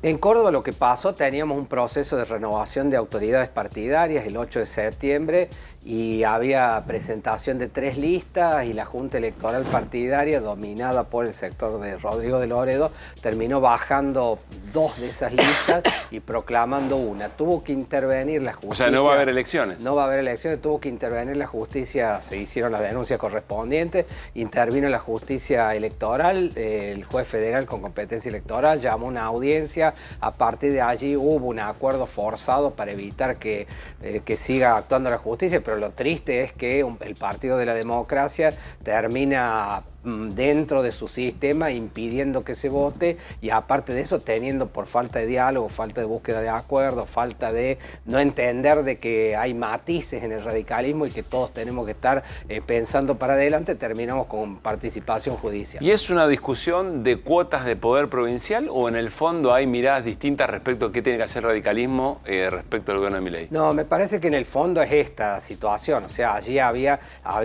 necesitaban la imposición de un solo sector interno para plantear no atarse las manos frente a las decisiones que hay que tomar. Aquí hay una discusión, 2 radicales se juntan en un bar y hay una discusión muy importante que es cuál es la relación que nosotros tenemos con el gobierno de Milei. Hay algunos, entre los que me incluyo yo, que pensamos que nosotros no tenemos absolutamente nada que ver con un gobierno que ajusta de manera salvaje, que está dejando al 55% de la Argentina debajo de la línea de pobreza, que tiene 10 millones de indigentes, que gobierna para los ricos. El haber bajado el 2,5 al 0,5 la alícuota de bienes personales para que los más ricos entren al blanqueo y para la clase media hay impuesto a las ganancias y hay motosierra para los jubilados. Bueno, la decisión esta de último momento, la decisión con los jubilados de vetar esa ley por 20.000 pesos que van a cobrar menos, más, 15.000, decía marca a las claras una insensibilidad pasmosa y se avanza con esta noticia de estas horas de que quieren limitar también las paritarias al 2% cuando la inflación es del 4%. Entonces es un combo muy difícil sobre el cual yo creo que el radicalismo no tiene nada que ver y no tiene coincidencia con ese modelo. Pablo. No, estaba pensando, de Loredo, que a veces cuestiona cosas del gobierno, pero habitualmente acompaña las votaciones. ¿Coincide con Milei? ¿Es una decisión de lógica local por pensando en el voto cordobés? ¿Tiene otra sensación cruzada por el miedo, por temor a ser calificado de algún modo? ¿Qué ocurre? Yo creo que muchos dirigentes del radicalismo miran demasiado las encuestas y no piensan en cuáles son los valores que abraza el partido y para dónde va la Argentina. En Córdoba Milei todavía mide mucho, recién ahora se está sintiendo ese cimbronazo del ajuste salvaje que ha hecho. En Córdoba, por ejemplo, hay un dato que es espeluznante, ha bajado la clase media al 37%, es el porcentaje más bajo de los últimos 20 años. Quiere decir que avanza un cambio en el tejido social que es muy importante y que yo creo que nosotros tenemos que evitar. Pero volviendo a la pregunta, creo que miran demasiado las encuestas. Pero uno pensaría que la UCR es casi simbólicamente el partido de la clase media. Pero totalmente, o sea, se está erosionando la base de sustentación del radicalismo. Pero creo yo lo que creo que los dirigentes del radicalismo tienen que expresar claramente que no tenemos nada que ver con esto y mostrar a las claras que es un modelo distinto al que nosotros pensamos. Perdóneme, pero lo que está pasando con el radicalismo también está pasando con las otras fuerzas, porque el gobernador de Córdoba también ha mostrado una simpatía un poco exagerada y ahora Córdoba tiene un montón de problemas en un montón de áreas, pues es una provincia que además es muy industrial. Sí, sí. Entonces digo, ¿usted qué cree la gente cuando empieza a ver esta decadencia?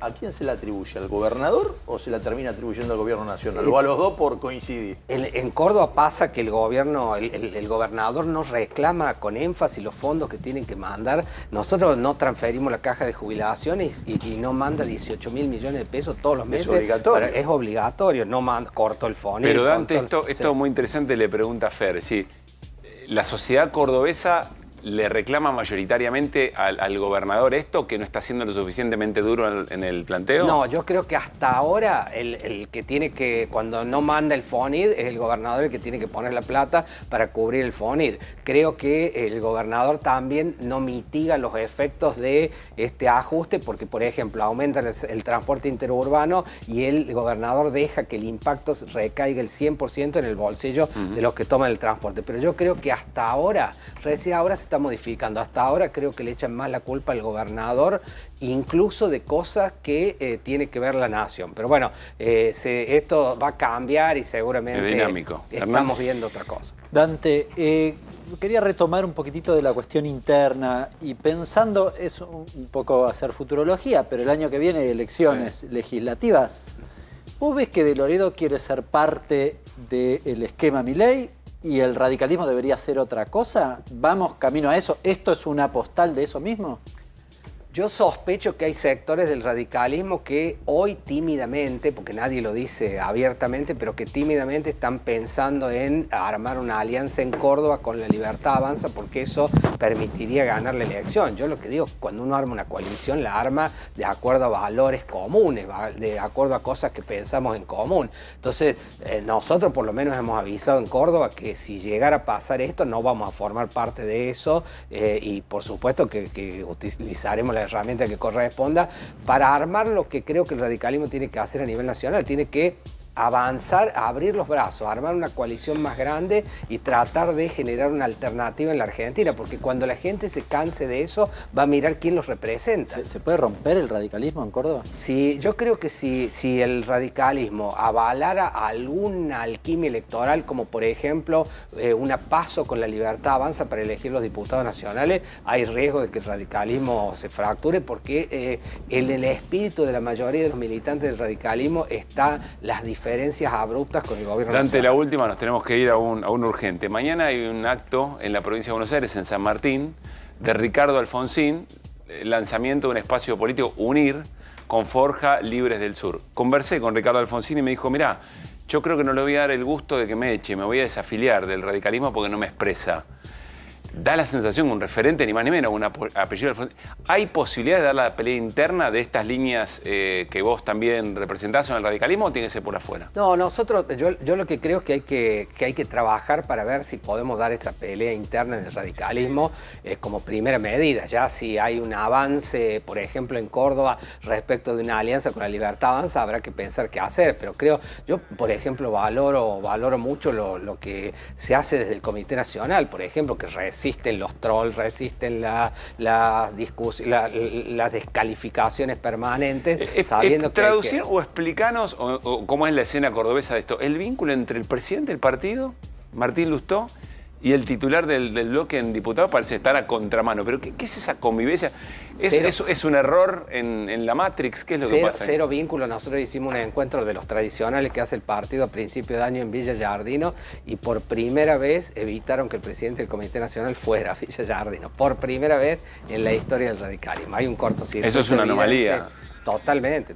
Se encargaron de que el presidente del Comité Nacional no fuera Igualmente, a por ejemplo, ayer, no me acuerdo el nombre de la legisladora que le paró el carro al ministro de Justicia. Carla Carrizo. La verdad, estuvo... Muy bien. Yo no sabía de qué partido era. Carla Carrizo, al final, dirigente importante del radicalismo.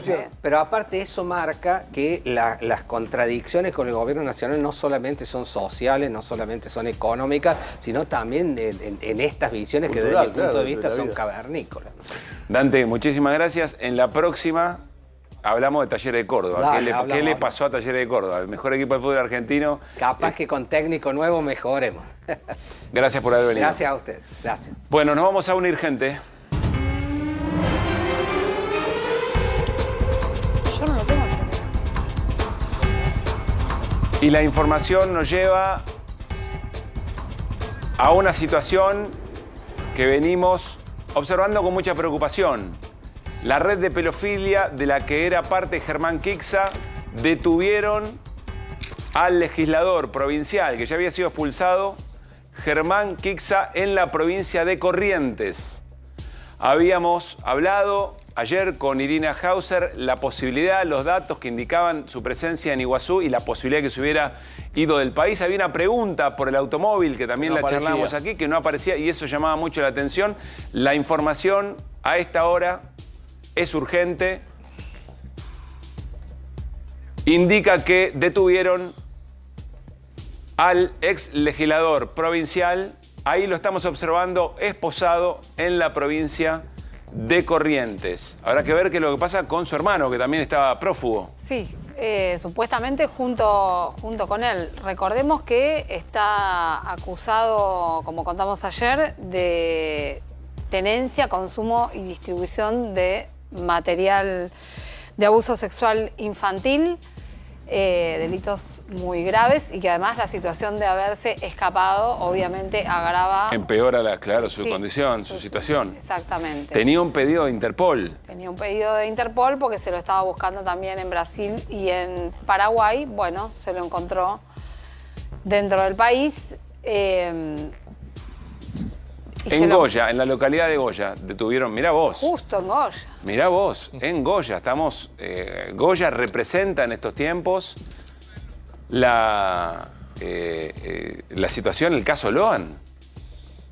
En Goya, habrá que investigar por qué efectivamente qué curioso, Germán Kixá, acusado de integrar o de tener en su poder material pornográfico vinculado a abuso infantil, está en Goya. Bueno, habrá que ver qué es lo que dice la información respecto de esta situación. Ahí está, el urgente indica que han detenido a Germán Kixá, es legislador, entró por Juntos por el Cambio, pero luego ya parte de La Libertad Avanza. Estaba en una agrupación llamada, una fuerza política llamada Activar, en la provincia, sí vinculada a La Libertad Avanza, cercano a Ramón Puerta y a su hijo. Es de Apóstoles, que es la ciudad de Ramón Puerta, ¿no? Sí, con una salvedad, digamos, ¿no? Que efectivamente sea parte de esa fuerza política no significa que esa fuerza política tiene algún... Bueno, además están todos, porque el padre había sido un viejo dirigente radical. El padre claro. que, bueno, no sé, que sabrá o que tendrá que ver, pero digo, ahí terminan varias fuerzas involucradas, aunque concretamente creo que tiene que ver con el armado de La Libertad Avanza. En el último tiempo este hombre tuvo cierta... 600 fotografías y no sé cuántos videos habían obtenido en sus dispositivos electrónicos. Sí, no, ahí estamos viendo algunas imágenes además de cosas que hacían para atraer a los chicos. Sí, lo que ayer nos mostraba Irina. Sí, que ayer lo mostraba Irina y que ahí también abre una cuestión, yo la desconozco respecto del expediente, pero el resto está detenido. ¿Cómo era la estructura? No, y bueno, que se está investigando si es una red, justamente. Claro. Si pero viene de afuera la investigación, acá no se había avanzado. A ver, recordemos esto, Irina. Y mientras vamos a compartir lo que ayer mostramos, que trajo el material que trajo Irina Hauser, de un programa, no sé si a través de internet o de qué manera se difundía, pero que era el llamador, era la manera de captar efectivamente... a chicos y chicas en el marco de la red de pedofilia. Tenía como un canal de YouTube donde hacía magia para los chicos. A ver, compartimos aunque sea un tramo. De esto estamos hablando. ¿No? Era una forma de atraerlos. A ver. El show de magia del tío Germán. Hola, gracias querido público, gracias. ¿Qué tal Delphi? ¿Qué tal Bauti? ¿Cómo andan? Bueno, les voy a hacer un truquito de magia en este programa que es exclusivo para ustedes. Ningún amiguito de ustedes tiene un programa exclusivo como ustedes, Ojo. Bueno, ahí va el truquito. Fíjate bien. Bueno, el tema que hoy me levanté estaba pensando... Bueno, este es el programa del tío Germán, o algo que se le parezca, ya cuando arranca te estremece, ¿no? Sí, que además yo he visto algunos de los trucos que hacía y se ve que le importaba bastante poco la magia, eran bastante pavadas. E incluso aparecen especialistas que analizaron esto que estamos observando, identificaron determinados códigos que se utilizan en las redes de pedofilia. Reiteramos la información, detuvieron en Goya, en la provincia de Corrientes, pero en la localidad de Goya, a Germán Kixá. El hermano está prófugo. La información que se va agregando momento a momento es que el hermano todavía está prófugo. El hermano está prófugo, lo veíamos ahí en los videos a los dos, ¿no? Sí. En el video. Bueno, lo siguen buscando dentro y fuera del país.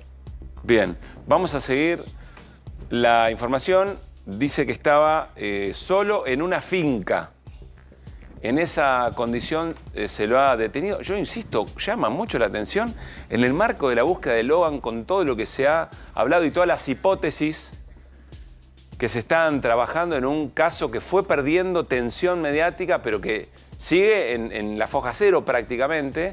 En esa misma localidad estaba en una finca solo Germán Kixá, que ha sido detenido. El hermano sigue prófugo. Esa es la búsqueda de Interpol.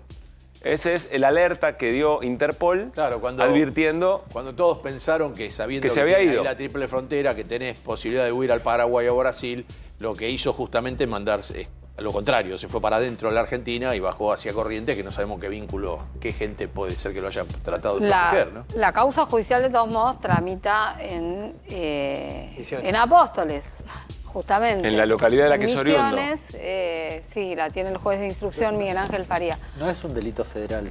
Iba a ser la misma pregunta, si la pedofilia o eventualmente, de acuerdo a la profundidad... Si aparecen vínculos con algún... Claro, o de trata o que vinculen con algún organismo estatal o, claro, después cambia, público, ¿no? puede cambiar. Puede cambiar. Pero si no, no. Es bastante habitual que tengan vínculos Claro, y tenga alguna ligación con la trata, digamos, que forme parte de alguna red que le dé una dimensión. No sé si siempre, pero si eso eventualmente es así, porque se hablaba en algún momento preguntas muy importantes sobre si había habido complicidad política para garantizarle la fuga. Lo dijo ayer, lo charlábamos con Fernando, lo que se demoró en la búsqueda por otra parte. Lo que se demoró no, vos podés decir, bueno, esperen que se cumpla esto, pero estar en la puerta esperándolo al tipo que no se fugue, porque vos sabés que naturalmente si le quitan los fueros, iba preso. Entonces, claro, tenés que estar atento a dónde va. Después hay otras derivaciones. Si aparece en una propiedad en Goya Corrientes, ¿de quién es? Claro. También por ahí podés determinar. Quizá es una propiedad de la familia, pero si no puede aparecer algún otro vínculo, sabiendo cómo consigue esa propiedad para profugarse y estar ahí escondido. Digamos, también se empiezan a abrir otros interrogantes sobre los vínculos. Esa es la cámara de seguridad de la Ruta 14, el 21 de agosto, por la mañana, que muestra efectivamente, ese es el auto de Kixá en el momento de la fuga. O sea, 14 de agosto. Auto, el auto que no costaba encontrar. Digamos. Bueno, por eso ayer Fernando no había cruzado la frontera. Así hincapié sobre este tema. Entre otras cosas, recordemos que este caso se metió de lleno, quien lo metió en la política fue el propio gobierno nacional, el propio presidente de la nación, que hizo un chiste a partir de este delito. Recordemos esto porque es importante. Reposteando Javier Milei, el presidente, prueba gráfica del diputado pedófilo de Misiones queriendo abusar de un pibito. ¿Qué hizo el presidente? Leyó ese mensaje de pullback de su usuario y se rió y le pareció que era una manera de hostigar a Martín Tetaz. Hoy estuvo Martín Tetaz con Fabián Doman, aquí en A24. Y con mucha altura Martín Tetaz dice, yo no voy a contestar esto, porque contestar esto es meterse en un barro y esto habla más de quien genera este hostigamiento, quien genera esta violencia, que de quien la contesta o la recibe. Y me parece que es una muy buena postura. Bueno, no se debe estar riendo tanto el presidente de la Nación ahora que observa qué es lo que ha ocurrido. No quiero mezclar. Con esto estoy diciendo nada más que esto, que tenemos un presidente que se ríe y que hace chistes con la pedofilia. Eso es todo, que no es menor. Ahora, si esta red de pedofilia, o eventualmente habrá que investigar si Kixá también está involucrado en el tema trata, ya la trata es un delito que requiere una enorme cantidad de complicidades. Sí, ¿no? Había algunas imágenes, yo no sé de dónde salieron las imágenes, yo las he visto, no sé en qué canal, pero había imágenes de él con menores. Y que sepa, no tiene, directamente él no tiene hijos, no eran, me parece, él estaba sin ropa arriba y con una criatura de 10 años, y haciendo chistes de esta naturaleza. Digo, no sé de dónde salió, pero bueno, van a tener que estudiarlo, porque el hermano también hacía comentarios sobre las niñas, que le gustaban menores de 14, que ya a los 14 como que eran viejas, que si tenían 5 la esperaba 5 años, cosas realmente terribles. Hay otra información que dice que fue detenido en Loreto, que es una pequeña localidad ahí sobre los esteros de Liberá, en Corrientes, que no sería el que no es Goya, detenido, que no sería Goya, que está bastante lejos de este lugar. Bueno. Es una localidad muy chiquita, ahí pegada al Parque Nacional Iberá y muy cerca también. En la provincia de Corrientes. En la provincia de Corrientes, muy cerquita también de la frontera con Paraguay. Bien.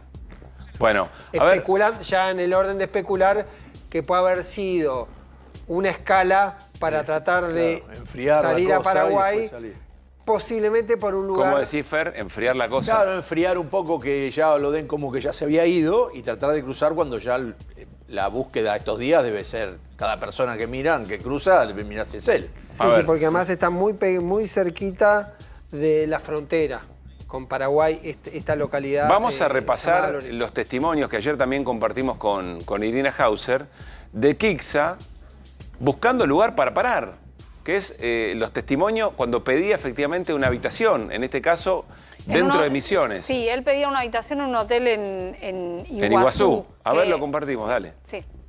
Che, Rami, te hago una pregunta. Yo me podría ir una escapada mañana para allá y me preparaba una pieza, pero en el hotel el más económico, el que está allá en el centro, me voy solo y me quedaría unos pares de días. No te preocupes por el tema de gasto y eso, yo solo quiero que vos me consigas una pieza así. Confirmame, porfa, así me voy mañana a la mañana y bueno, después ya hablamos y te cuento un poquito toda esta movida. Bueno, ahí estaba Kixa buscando un lugar para esconderse, después de que ya estaba siendo buscado por la policía. Me parece que acá se estaba haciendo el proceso. Él estaba pidiendo la pieza mientras estaba sabía que efectivamente tenía que rajarse. Estaba en la antesala del desafuero, claro, por lo que tengo entendido. Pero sabía cómo iba a salir. Claro, y además a mí me impacta que usa la palabra escapada, ¿no? Claro. Sí. Pero lo que digo es que todavía no es un delito haberle dado la pieza. Si el pero hombre no se la dieron, no se la dieron. No fue ahí. No. Este hotel salió incluso a informar que no fue en ese momento, sino que, o sea, que esta vez él no fue al hotel. O sea, el llamado pudo haber existido, pero él no fue. Había sí un llamado anterior, que es otro audio que pasamos, donde una empleada decía que había ido con anterioridad. O sea, lo que se notaba era que, por lo menos, que él conocía el lugar y que tenía la confianza como para llamar así y pedir que le guarden una habitación. Pero el hotel públicamente lo que dijo, el Hotel Tupa, es que no estuvo ahí ahora. A ver, tenemos el audio que menciona a Irina también para compartir. Sí, ese señor un día vino, era un free, Germán Crisca. Vino, se quedó una noche, parece, desayunó y se fue. Yo me acuerdo también que le puse en la 27 a él, pero hace rato ya. ¿Era un freak, le dice? ¿Será quizá que no viene por ningún free, que pagaba libre, que se pagaba el independiente? Que no sea un freak, sino sea un free. Un libre. Me confirman de Misiones que ¿Por qué no qué, perdón? No, porque no paga. Claro, un free. Porque arregló por alguna razón X. Un canje. Probablemente que le estaba pidiendo. O pagaba directo y no venía con. Yo entendí freak. ¿Qué información, Pablo? Me confirman que es en Loreto. En Loreto, no en Goya. No, en Goya. Que está se va precisando la información. 30 kilómetros de la frontera con Paraguay, más cerca de Ituzaingó, y hay ahí uno de los pasos a Paraguay que posiblemente tenga menos lupa que los pasos. No, y además se hacen especular, digamos, en el tono de interpretar que si se estaba esperando que vaya de Misiones a Paraguay o a Brasil, la posibilidad de irse a Corrientes y cruzar desde Corrientes lo haya pensado como una posibilidad de pasar por abajo del radar. Este tipo tiene, por supuesto, las garantías del debido proceso. Habrá un juicio, una determinación, una investigación del Poder Judicial. Si fuera culpable de lo que se le acusa, ¿cuánto tiempo podría estar preso, Iri? No sé exactamente, pero seguro va a ser una pena que no va a ser, una pena alta. No es carcelable, seguro. No es carcelable, seguro, porque además, bueno, el hecho del intento de fuga, como te decía antes, agrava la situación. Recordemos, Iri, perdón. Y además, se le atribuyen muchos hechos, porque si se limitara solamente la acusación a la distribución del material y los videos y demás, son como 600. Entonces, ya de por sí ahí tenés algo de una envergadura importante. Por eso también da a pensar que puede haber una organización más grande, que él no comercializa eso solo, ¿no? Solo por su cuenta. Claro. El delito es tenencia, consumo y distribución de material de abuso sexual infantil. Ese es el delito. Bien. Y bueno, sí, puede costarle muy caro. La verdad que el sentimiento de impunidad que tenés que tener además para tratar de irte de la manera que lo hizo es impactante. Buen punto. A ver, Irina, recordemos, esto comienza con una alerta desde los Estados Unidos, monitoreando el tráfico la circulación de este tipo de contenido. A partir de ahí detectan, corregime, detectan el IP desde la Argentina y ahí la intervención hacia la Argentina. Es una organización que se dedica específicamente a rastrear a este tipo de delitos, pedófilos. De delitos, sí, también niños perdidos o desaparecidos. SICMEC es la sigla. Sí. No es la primera vez que esta organización aporta información a Argentina, ya lo ha hecho otras veces y a muchísimos países. Eso es lo que le encontraron, lo que estamos viendo debajo en el la día pantalla que fue a la debajo de casa Irina. era impresionante. Sí, Irina, perdón. Y lo que esta organización detecta es, en parte, es ese material que nosotros mostramos antes de sus transmisiones en YouTube dirigidas a niños y niñas, donde vieron que evidentemente había algo dudoso y esto fue lo que reportaron. Es decir, cuando llegan a buscarlo, cuando se pide la detención, claro, ya hay un procedimiento anterior muy largo. Cibernéticos así, llamados de la red, son realmente llamativos. Yo he visto casos ahora, un caso en Estados Unidos, que un tipo que ayudaba, entre comillas, era un perverso, que le decía, si te querés matar yo te ayudo, era un enfermero norteamericano. Hizo que se suicide gente en Inglaterra. Es decir, hay cosas que terminan pasando por la red, que terminan generando desastre en otro lado.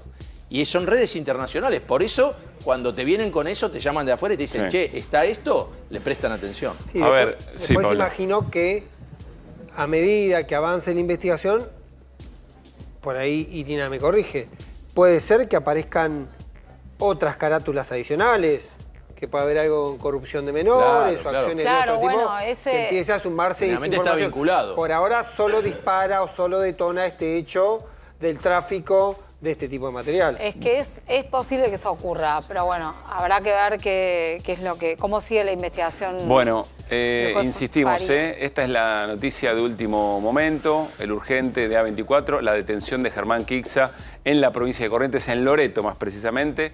Había circulado Goya, primero nos llamaba mucho la atención, en Loreto, muy cerca de un paso fronterizo hacia Paraguay. Siempre son noticias de gran impacto. Depende de nosotros y de nosotras, de la ciudadanía, esto que genera tanto impacto, traducirlo en tener muchas más herramientas para identificar este tipo de delitos a los que están expuestos nuestros pibes y nuestras pibas.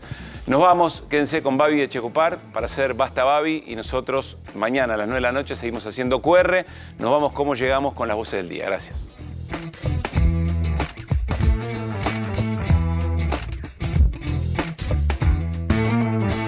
Villarruel no es la agenda, es su leitmotiv, la razón por la que empezó a militar y militó durante muchos años en organizaciones junto a Cecilia Pando, etcétera, y de muchos otros también, Beltrán Benedict, toda esa banda, Montenegro, etcétera. La gente se da cuenta, el intelectual de Miller se da cuenta que el equilibrio fiscal es lo que va a ordenar Argentina, quiere que el presidente, la gente está dispuesta a acompañar eso porque se da cuenta que es algo diferente. Esto está tomando un color muy extraño, muy feo, muy desagradable para la división de la sociedad argentina.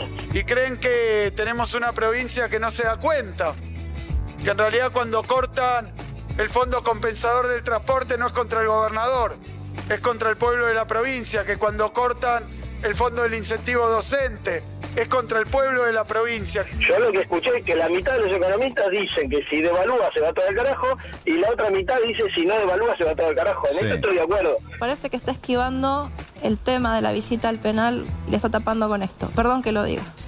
Es la impresión que tengo, yo no sabía de este acto, lo veo y digo, sí, ese es su discurso, es parte de su discurso de campaña, es una parte de su discurso de campaña. Sí. Del total de las personas que están detenidas en agosto de este año, con información de la Procuración, el 80% está detenida en arresto domiciliario y un 20% está detenida en el servicio en establecimientos del servicio penitenciario. Yo no hubiera ido a visitar a quienes hoy están en esa foto, no los hubiera ido a visitar. Astiz no lo hubiera ido a visitar nunca en mi vida. Entonces, esa es mi posición. Es un tema 100% político. A la gente que votó eso no les importa absolutamente nada a los jubilados.